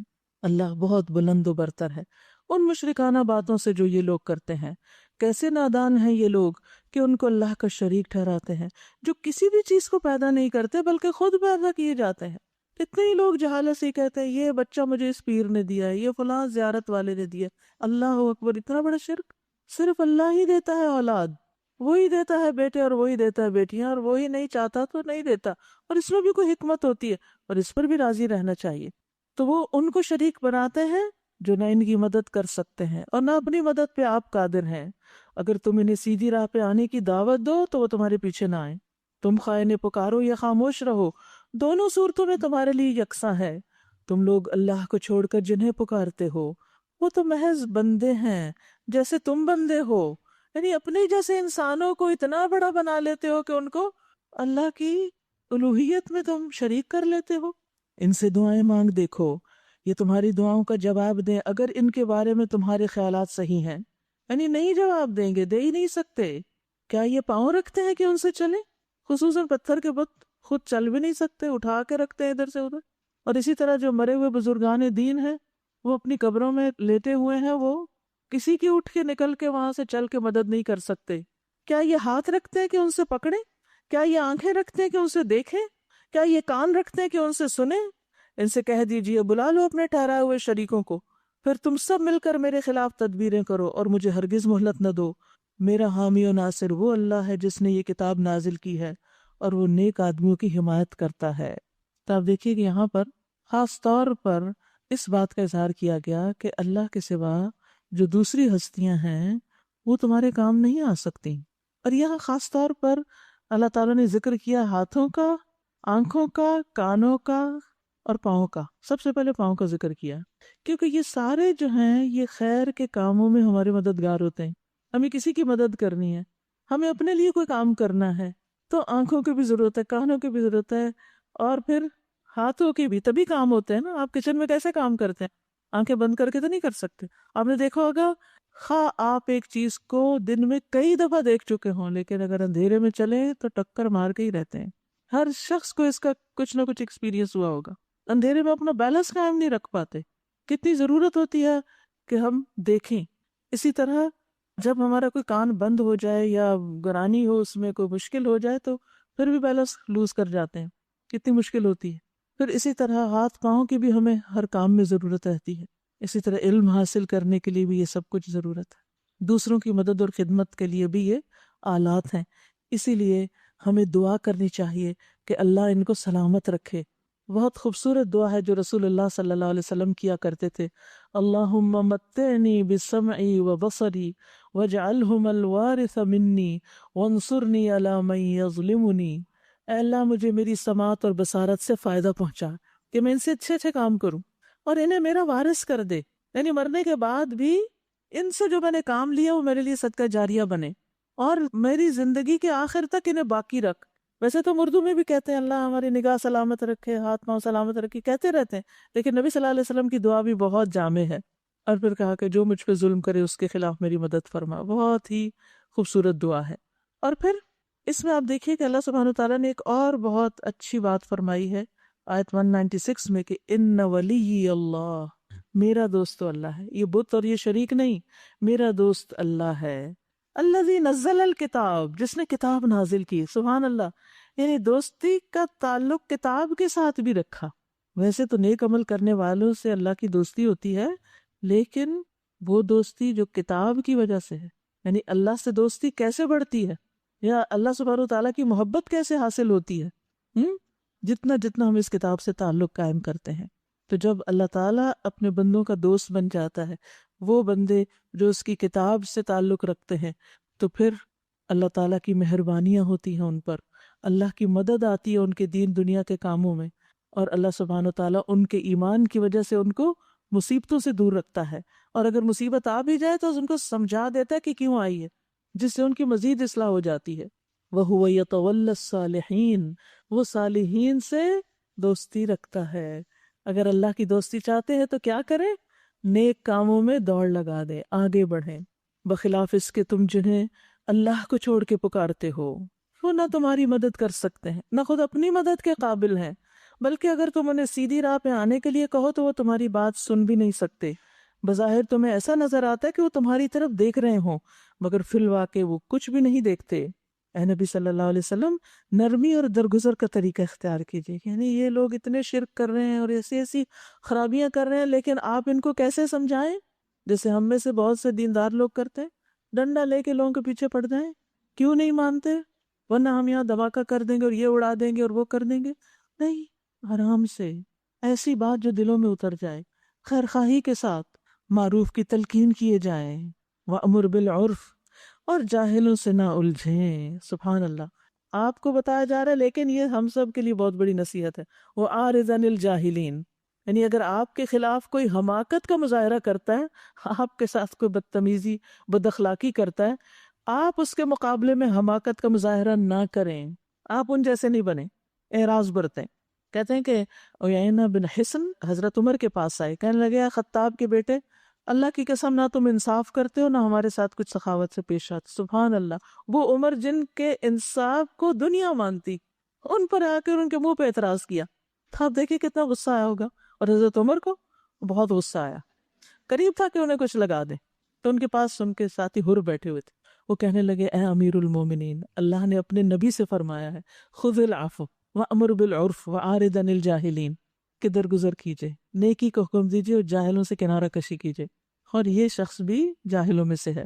کہتے ہیں کہ اللہ کی قسم جب حر نے قرآن مجید کی اس آیت کی تلاوت کی، عمر وہیں رک گئے، اتنا سیلف کنٹرول تھا انہیں، اور آپ اللہ کی کتاب کے حکم کے سامنے گردن جھکا دینے والے تھے۔ اللہ کا حکم ہے، بس میں پیچھے ہٹ گیا، ورنہ اتنے غصے کے موقع پر انسان کیا کچھ نہیں کہہ سکتا، کہ جس شخص کی ساری زندگی جو اپنے بارے میں اتنی سختی سے کام لیتا ہو، اپنی اولاد کے بارے میں اسے کہا جائے تم انصاف نہیں کرتے، تو کتنی بڑی زیادتی کی بات۔ اب آپ دیکھیے یہ مثالیں ہم پڑھ تو لیتے ہیں، ہم کیا کریں گے جب بچے ناسمجھ ہوتے ہیں نا، ہم ایسی باتیں کر جاتے ہیں کہ جو ہمیں بہت غصہ دلاتی ہیں، یا کوئی بھی انسان جس کے پاس علم نہیں ہے، کسی بھی وجہ سے ناسمجھ ہے، نیا ہے، جانتا نہیں آپ کے رولز ریگولیشنز پالیسیز وغیرہ وغیرہ، اور وہ ایسی بات کہتا ہے آپ کو جو آپ کو بہت ناگوار گزرتی، تو کیا کرنا ہے ہم نے؟ اپنے آپ کو ذرا کنٹرول کریں، کام رہیں، آرام سے سن لیں اس کی بات، اور پھر موسیٰ علیہ السلام کی طرح اپنا عصا چھوڑ دیں۔ وَأَعْرِضْ عَنِ الْجَاهِلِينَ وَإِمَّا يَنزَغَنَّكَ مِنَ الشَّيْطَانِ نَزْغٌ فَاسْتَعِذْ بِاللَّهِ إِنَّهُ سَمِيعٌ عَلِيمٌ، اگر کبھی شیطان تمہیں اکسائے تو اللہ کی پناہ مانگو۔ اصل میں جہاں غصہ آتا ہے نا، وہاں شیطان ضرور ہوتا ہے، اور وہ اور اکساتا ہے، وہ سب کچھ سننے اور جاننے والا ہے۔ حقیقت میں جو لوگ متقی ہیں ان کا حال تو یہ ہوتا ہے کہ کبھی شیطان کے اثر سے کوئی برا خیال انہیں چھو بھی جاتا ہے تو فوراً چکنے ہو جاتے ہیں، ان کو فوراً پتہ چل جاتا ہے یہ شیطانی وسوسہ ہے، شیطان کی ڈالی اکساہٹ ہے، اور پھر انہیں صاف نظر آنے لگتا ہے۔ سبحان اللہ، تقویٰ سے انسان کو بہت کچھ نظر آنے لگتا ہے جو اس کے بغیر نظر نہیں آتا، تو انہیں پتہ چل جاتا ہے کہ ان کے لیے صحیح طریقہ کار کیا ہے۔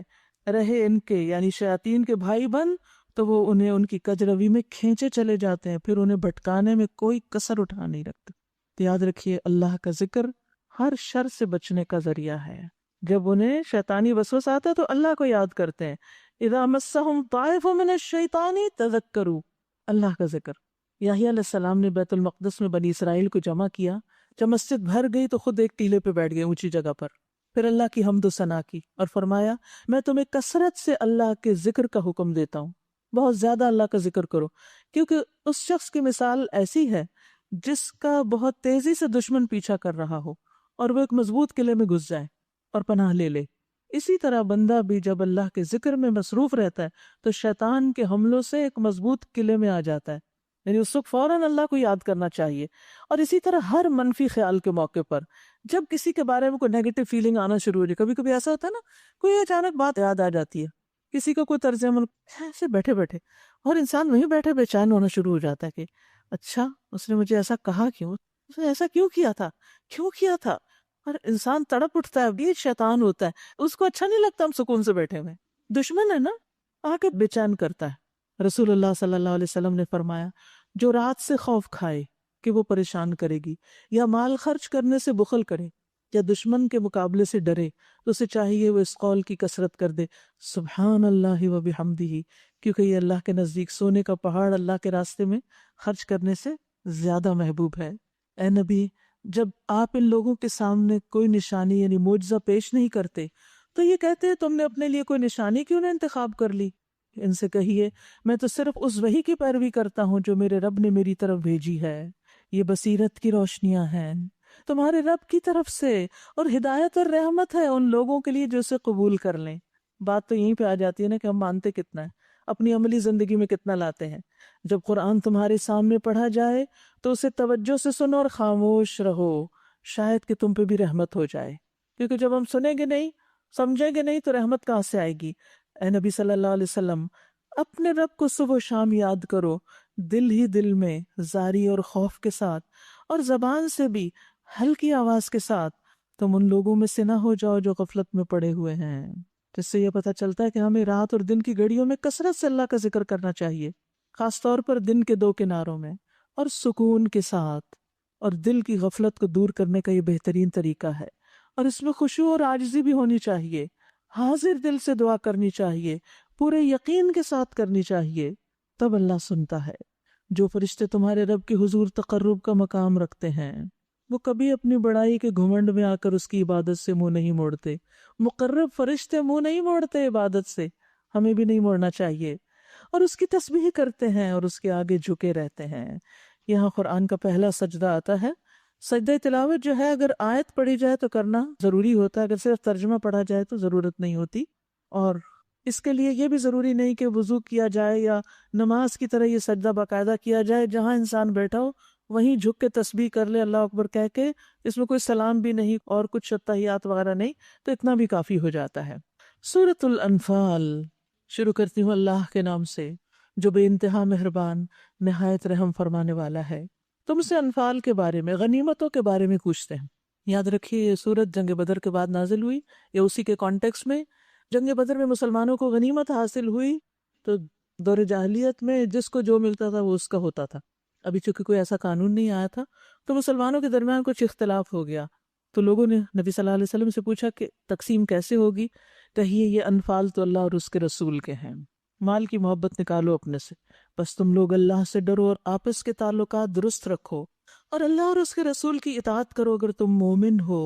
انما المؤمنون الذین اذا ذکر اللہ وجلت قلوبہم، سچے اہل ایمان تو وہ لوگ ہیں جن کے دل اللہ کا ذکر سن کے لرز جاتے ہیں، اور جب اللہ کی آیات ان کے سامنے پڑھی جاتی ہیں تو ان کا ایمان بڑھ جاتا ہے، وہ اپنے رب پر اعتماد کرتے ہیں، جو نماز قائم کرتے ہیں، جو کچھ ہم نے انہیں دیا اس میں سے ہماری راہ میں خرچ کرتے ہیں، ایسے ہی لوگ حقیقی مومن ہیں، ان کے لیے ان کے رب کے پاس بڑے درجے ہیں، قصوروں سے درگزر ہے اور بہترین رزق ہے، یہ ہیں سچے مومن۔ اس مال غنیمت کے معاملے میں بھی ویسی ہی صورت پیش آ رہی ہے جیسی اس وقت پیش آئی تھی جبکہ آپ کا رب آپ کو حق کے ساتھ آپ کے گھر سے نکال لایا تھا، اور مومنوں میں سے ایک گروہ کو یہ سخت ناگوار تھا، وہ اس حق کے معاملے میں آپ سے جھگڑ رہے تھے، حالانکہ حق صاف صاف نمایاں ہو چکا تھا۔ ان کا حال یہ تھا کہ گویا وہ آنکھوں دیکھے موت کی طرف ہانکے جا رہے ہیں۔ یاد کرو وہ موقع جبکہ اللہ تم سے وعدہ کر رہا تھا کہ دو گروہوں میں سے ایک تمہیں مل جائے گا، یا تو وہ قافلہ جو ابو سفیان کی زیر قیادت بہت سا مال لے کے جا رہا تھا، یا پھر دوسرا یعنی کہ جو جنگ کے لیے آ رہے۔ تم چاہتے تھے کہ کمزور گروہ تمہیں ملے، مگر اللہ کا ارادہ یہ تھا کہ اپنے ارشادات سے حق کو حق کر دکھائے اور کافروں کی جڑ کاٹ دے، تاکہ حق حق ہو کر رہے اور باطل باطل ہو کر رہ جائے، خواہ مجرموں کو یہ کتنا ہی ناگوار ہو۔ اور وہ موقع جب تم اپنے رب سے فریاد کر رہے تھے، جواب میں اس نے فرمایا میں تمہاری مدد کے لیے پے در پے 1000 فرشتے بھیج رہا ہوں۔ اللہ دعائیں سنتا ہے۔ یہ بات اللہ نے تمہیں صرف اس لیے بتا دی کہ تمہیں خوشخبری ہو اور اس سے تمہارے دل مطمئن ہو جائیں، ورنہ مدد تو جب بھی ہوتی ہے اللہ ہی کی طرف سے ہوتی ہے۔ اس آیت سے یہ پتہ چلتا ہے کہ انسان کو اپنے رب سے گڑ گڑا کے مانگنا چاہیے، فریادیں کرنی چاہیے جب اس کی زندگی میں کوئی مسئلہ ہو۔ ان اللہ عزیز حکیم، یقیناً اللہ زبردست اور دانا ہے۔ اور وہ وقت جب کہ اللہ اپنی طرف سے غنودگی کی شکل میں تم پر اطمینان اور بے خوفی کی کیفیت طاری کر رہا تھا، اور آسمان سے تمہارے اوپر پانی برسا رہا تھا تاکہ تمہیں پاک کرے اور تم سے شیطان کی ڈالی ہوئی نجاست کو دور کرے اور تمہاری ہمت بندھائے اور اس کے ذریعے سے تمہارے قدم جما دے۔ یعنی اللہ سبحانہ وتعالیٰ نے سارے ماحول کو تمہارے موافق کر دیا اور تمہارے دلوں کو جما دیا، کیونکہ دلوں کی مضبوطی جو ہے وہ جسم کی اور کام کی مضبوطی کا سبب بنتی ہے۔ بزدل انسان کچھ کرنے کے قابل نہیں ہوتا، اسی لیے ربنا افرغ علینا صبرا پڑھنے کی ضرورت ہے۔ اور وہ وقت جب کہ تمہارا رب فرشتوں کو اشارہ کر رہا تھا کہ میں تمہارے ساتھ ہوں، تم اہل ایمان کو ثابت قدم رکھو، یعنی ان کے دلوں کو مضبوط رکھو، میں ابھی ان کافروں کے دلوں میں رعب ڈالے دیتا ہوں، بس تم ان کی گردنوں پر ضرب اور جوڑ جوڑ پہ چوٹ لگاؤ۔ یہ اس لیے کہ ان لوگوں نے اللہ اور اس کے رسول کا مقابلہ کیا، اور جو اللہ اور اس کے رسول کا مقابلہ کرے اللہ اس کے لیے نہایت سخت گیر ہے، شدید العقاب ہے۔ یہ ہے تم لوگوں کی سزا، اب اس کا مزہ چکھو، اور تمہیں معلوم ہو کہ حق کا انکار کرنے والوں کے لیے دوزخ کا عذاب ہے۔ اے ایمان لانے والو، جب تم ایک لشکر کی صورت میں کفار سے دوچار ہو تو ان کے مقابلے میں پیٹھ نہ پھیرو، کیونکہ مقابلے میں پیٹھ پھیرنا کبیرہ گناہ ہے۔ جس نے ایسے موقع پر پیٹھ پھیری، الا یہ کہ جنگی چال کے طور پر وہ ایسا کرے یا کسی دوسری فوج سے جا ملنے کے لیے، ورنہ وہ اللہ کے غضب میں گر جائے گا، اس کا ٹھکانہ جہنم ہوگا اور وہ برا ٹھکانہ ہے۔ اب دیکھیے، نکلے ہیں اللہ کے راستے میں، اور اگر جمے نہیں بھاگ نکلے تو کدھر کو جا رہے ہیں رستہ چھوڑ کے؟ وہ جہنم کا بتایا جا رہا ہے، وہاں ٹھکانہ ہوگا۔ تو نیک کام کرتے ہوئے طریقہ بھی درست رہے۔ بس حقیقت یہ ہے کہ تم نے انہیں قتل نہیں کیا، بلکہ اللہ نے ان کو قتل کیا، خود کو مت کریڈٹ دو۔ اور آپ نے نہیں پھینکا جو آپ نے ریت کی مٹھی پھینکی تھی ان کی طرف، بلکہ اللہ نے پھینکا۔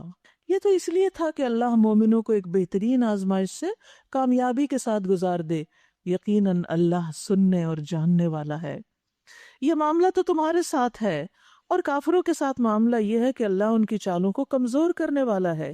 ان سے کہہ دیجئے اگر تم فیصلہ چاہتے تھے تو لو، فیصلہ تمہارے سامنے آ گیا۔ انہوں نے نکلتے ہوئے مکہ سے دعا کی تھی مشرکین نے کہ جو آج حق پر ہے اس کو پتہ ہو جائے، تو فتح مسلمانوں کو ہو گئی۔ اب باز آ جاؤ، تمہارے لیے بہتر ہے، ورنہ پھر پلٹ کر اسی حماقت کا اعادہ کرو گے تو ہم بھی اسی سزا کا اعادہ کریں گے، اور تمہاری جمعیت خواہ وہ کتنی ہی زیادہ ہو تمہارے کچھ کام نہ آ سکے گی۔ اللہ مومنوں کے ساتھ ہے۔ اے ایمان لانے والو، اللہ اور اس کے رسول کی اطاعت کرو، اور حکم سننے کے بعد اس سے سرتابی نہ کرو۔ ان لوگوں کی طرح نہ ہو جاؤ جنہوں نے کہا کہ ہم نے سنا، حالانکہ وہ نہیں سنتے۔ یعنی دل کے کانوں سے سننا اصل میں سننا ہوتا ہے، کہ جس چیز کا اثر انسان دل پہ لے اور پھر اس پر عمل بھی کرے۔ یقیناً اللہ کے نزدیک بدترین قسم کے جانور وہ بہرے گنگے لوگ ہیں جو عقل سے کام نہیں لیتے۔ اگر اللہ کو معلوم ہوتا کہ ان میں کچھ بھی بھلائی ہے تو وہ ضرور انہیں سننے کی توفیق دیتا۔ اللہ اکبر، سننے کی توفیق بھی اللہ ہی دیتا ہے۔ اگر وہ ان کو سنواتا تو وہ بے رخی کے ساتھ منہ پھیر جاتے۔ کتنے ہی لوگ ہیں جو قرآن، اللہ کا کلام سننے کے بعد اسی قسم کا رویہ اختیار کرتے ہیں، بے دلی سے سنتے ہیں اور پھر منہ پھیر کے چلے جاتے ہیں اور کچھ بھی ساتھ نہیں لے کے جاتے۔ ایسا شخص اپنے علم پر کچھ بھی عمل نہیں کرتا۔ اے ایمان لانے والو، اللہ اور اس کے رسول کی پکار پر لبیک کہو، جبکہ رسول تمہیں اس چیز کی طرف بلائے جو تمہیں زندگی بخشنے والی ہے، اور جان رکھو کہ اللہ آدمی اور اس کے دل کے درمیان حائل ہے۔ اللہ کو سب پتہ ہے تم کیا سوچتے ہو، اور اسی کی طرف تم سمیٹے جاؤ گے۔ اور بچو اس فتنے سے جس کی شامت مخصوص طور پر صرف انہی لوگوں تک محدود نہ رہے گی جنہوں نے تم میں سے گناہ کیا ہو، اور جان رکھو کہ اللہ سخت سزا دینے والا ہے۔ یاد کرو وہ وقت جب تم تھوڑے تھے، زمین میں تمہیں بے زور سمجھا جاتا تھا، تم ڈرتے رہتے تھے کہ کہیں لوگ تمہیں مٹا نہ دیں، پھر اللہ نے تمہیں جائے پناہ مہیا کر دی، اپنی مدد سے تمہارے ہاتھ مضبوط کیے اور تمہیں اچھا رزق باہم پہنچایا، شاید کہ تم شکر گزار بنو۔ اے ایمان لانے والو، جانتے بوجھتے اللہ اور اس کے رسول کے ساتھ خیانت نہ کرو، اپنی امانتوں میں غداری کے مرتکب نہ ہو۔ جان رکھو کہ تمہارے مال اور تمہاری اولاد حقیقت میں تمہارے لیے آزمائش کی چیز ہے، فتنہ ہے، کیونکہ انسان اولاد کی وجہ سے ہی اور مال میں اضافے کے لیے ہی خیانتیں کرتا ہے، جبکہ یہ دونوں چیزیں انسان کو غافل کرنے کا باعث ہوتی ہیں۔ تو انسان کو غافل کرنے والی چیزوں سے بچتے رہنا چاہیے، اور اللہ کے پاس اجر دینے کے لیے بہت کچھ ہے۔ اے ایمان لانے والو، اگر تم تقوی اختیار کرو گے تو اللہ تمہیں فرقان عطا کرے گا اور تمہاری برائیوں کو تم سے دور کر دے گا۔ یاد رکھیے تقوی کی وجہ سے انسان حق کو باطل میں فرق کر سکتا ہے، صلاحیت پیدا ہو جاتی، اچھے برے کی پہچان ہو جاتی ہے۔ امام مالک نے اپنے شاگرد امام شافعی سے پہلی ملاقات میں کہا، میں دیکھتا ہوں کہ اللہ نے تمہارے دل پہ نور ڈالا ہے، نافرمانی کے اندھیرے سے اسے بجھا نہ دینا، یعنی یہ علم اللہ نے دیا ہے تو نافرمانی نہ کرنا۔ اے ایمان لانے والو، اگر تم تقوی اختیار کرو گے تو اللہ تمہیں فرقان دے گا، تمہاری برائیاں تم سے دور کر دے گا، تمہارے قصور معاف کر دے گا۔ اللہ بڑا فضل فرمانے والا ہے، وہ وقت بھی یاد کرنے کے قابل ہے جبکہ منکرین حق آپ کے خلاف تدبیریں سوچ رہے تھے کہ آپ کو قید کر دیں یا قتل کر ڈالیں یا جلا وطن کر دیں۔ ہجرت سے پہلے کی بات ہے، مکہ میں وہ اپنی چالیں چل رہے تھے اور اللہ اپنی چال چل رہا تھا، اور اللہ سب سے بہتر چال چلنے والا ہے۔ جب ان کو ہماری آیات سنائی جاتی تھیں تو کہتے تھے کہ سن لیا ہم چاہے تو ایسی باتیں ہم بھی بنا سکتے ہیں، یہ تو وہی پرانی کہانیاں ہیں جو پہلے سے لوگ کہتے چلے آ رہے ہیں۔ اور وہ بات بھی یاد رہے جو انہوں نے کہی تھی کہ اللہ اگر یہ واقعی حق ہے اور تیری طرف سے ہے تو ہم پر آسمان سے پتھر برسا دے یا کوئی دردناک عذاب ہم پہ لے آ۔ اس وقت تو اللہ ان پر عذاب نازل کرنے والا نہ تھا جبکہ تو ان کے درمیان موجود تھا، اور نہ اللہ کا یہ قاعدہ ہے کہ لوگ استغفار کر رہے ہوں اور وہ ان کو عذاب دے دے۔ سبحان اللہ، استغفار اللہ کے عذاب سے محفوظ رکھتا ہے۔ ایک چھوٹا سا کارڈ ہے جس پہ استغفار لکھا ہوا ہے، اگر آپ اس کو بک مارک بھی بنا لیں تو جب دیکھیں گے استغفار یاد آ جائے گا، کیونکہ استغفار کے سبب انسان کو امن ملتا ہے، اور استغفار کی وجہ سے انسان کے گناہ دھلتے بھی رہتے ہیں اور لکھے جانے سے بھی بچتے ہیں، اور وہ ان کو عذاب دے دے۔ یعنی یہ نہیں ہو سکتا کہ وہ استغفار کرے اور وہ انہیں عذاب دے، لیکن اب کیوں نہ وہ ان پہ عذاب نازل کرے جبکہ وہ مسجد حرام کا راستہ روک رہے ہیں، عمرے کے لیے بھی کسی کو نہیں جانے دے رہے، حالانکہ وہ اس مسجد کے جائز متولی نہیں۔